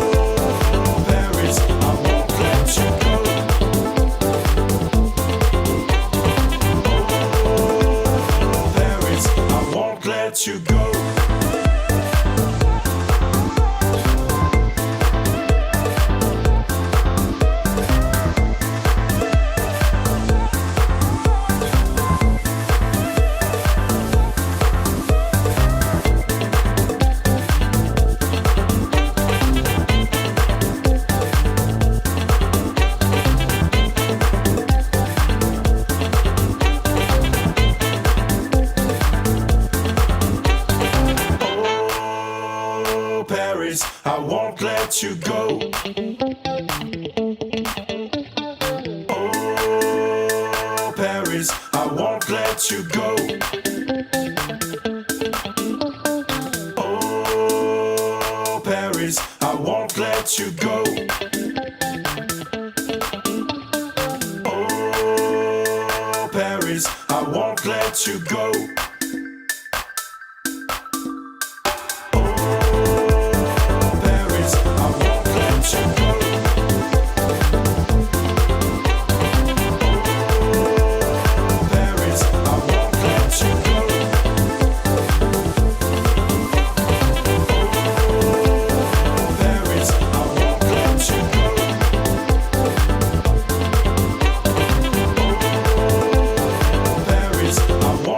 You go.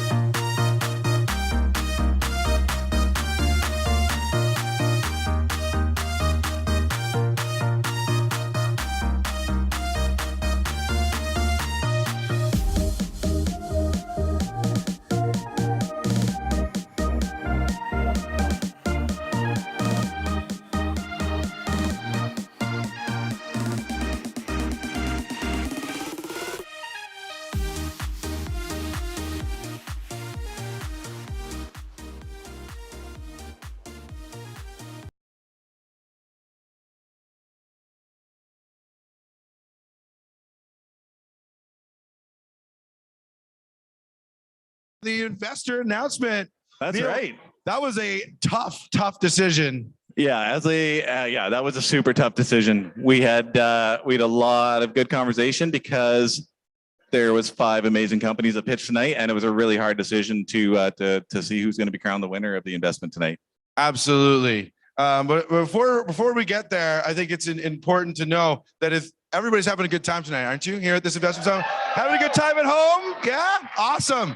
Right. Well, we're actually going to be doing this again in like 3 weeks. We kick off for our next summit. Yeah, those are our regional summits. So we're going to hold one in Edmonton, one in Calgary, and one in Saskatchewan. It's going to be sector agnostic and sort of focused on regional innovators, regional founders with regional investors. And it's a really great way of building community. It's going to be a ton of fun. So if anybody's interested, please feel free to reach out to us, touch base on our website. We got all our information for people that are looking to raise capital.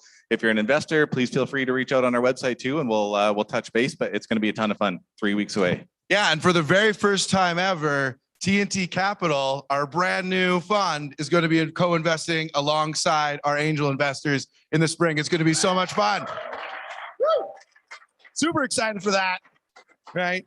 That's right. And with that, the team at TNT is going to be growing a little bit. So we also have a few roles open on our websites, everything from a board director to operations staff to venture partner. So check it out. It's a fun place to work. Most days you get to drink beer and meet cool people.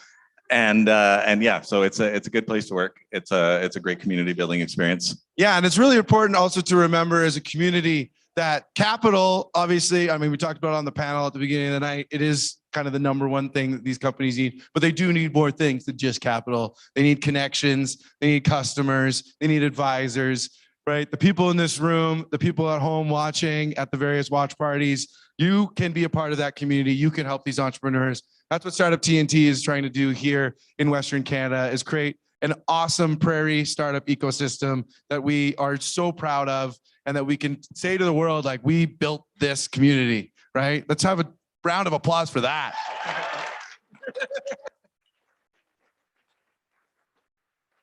And we're just a minute away from announcing the person or the company that's going to get invested in by the investors. But first, I have a little bit of news to share. So this is pretty bittersweet for me personally, and it's bittersweet for many of us that are around here in the TNT team. But Brandon Kwong has been the backbone of our organization for literally the now. backbone right there. He's literally at the back. He makes all this stuff come together. He works his butt off. He is super smart, super kind, one of the best people you ever meet. And he's going to be leaving us to join a really cool Edmonton startup at the end of the month.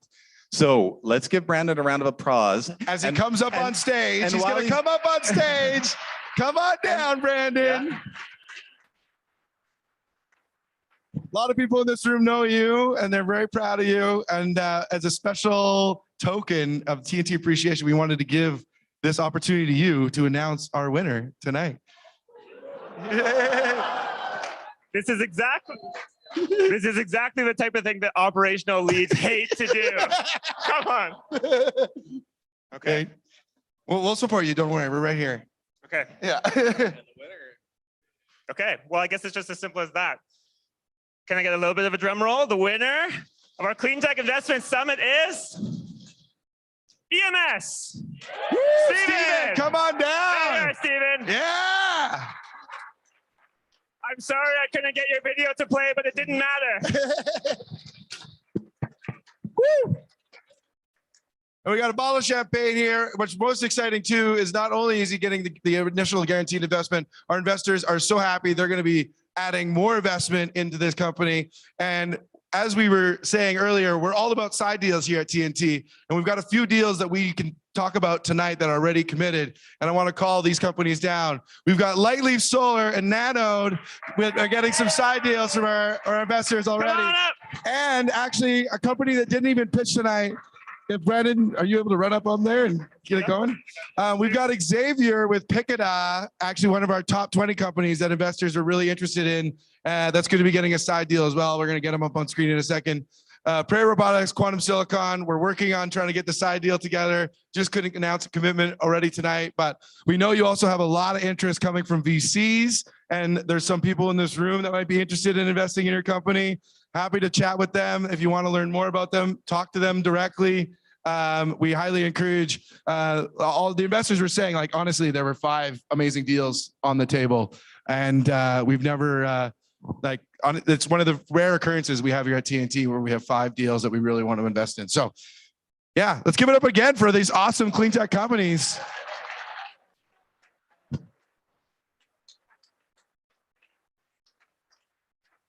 Yeah. Oh, cheers. I don't have a, yeah. You want to say anything quick, Steve? Do we get to slap anybody? No, thank you very much.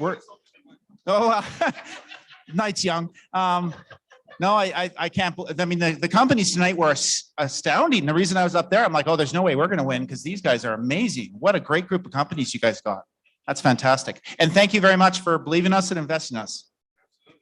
How about just thank you to all of you who put in so much time and effort in the due diligence process. It's not just educational for investors, it's really educational for all of us on the company side. The amount we learn about ourselves and the navel gazing we have to do to get better is all a result of the number of hours that the investors put into the TNT process. And thank you so much to TNT for leading this. Without you, there is no incubator world. Without you, we're all running around trying to find people to talk to. So cheers to TNT and cheers to all of you.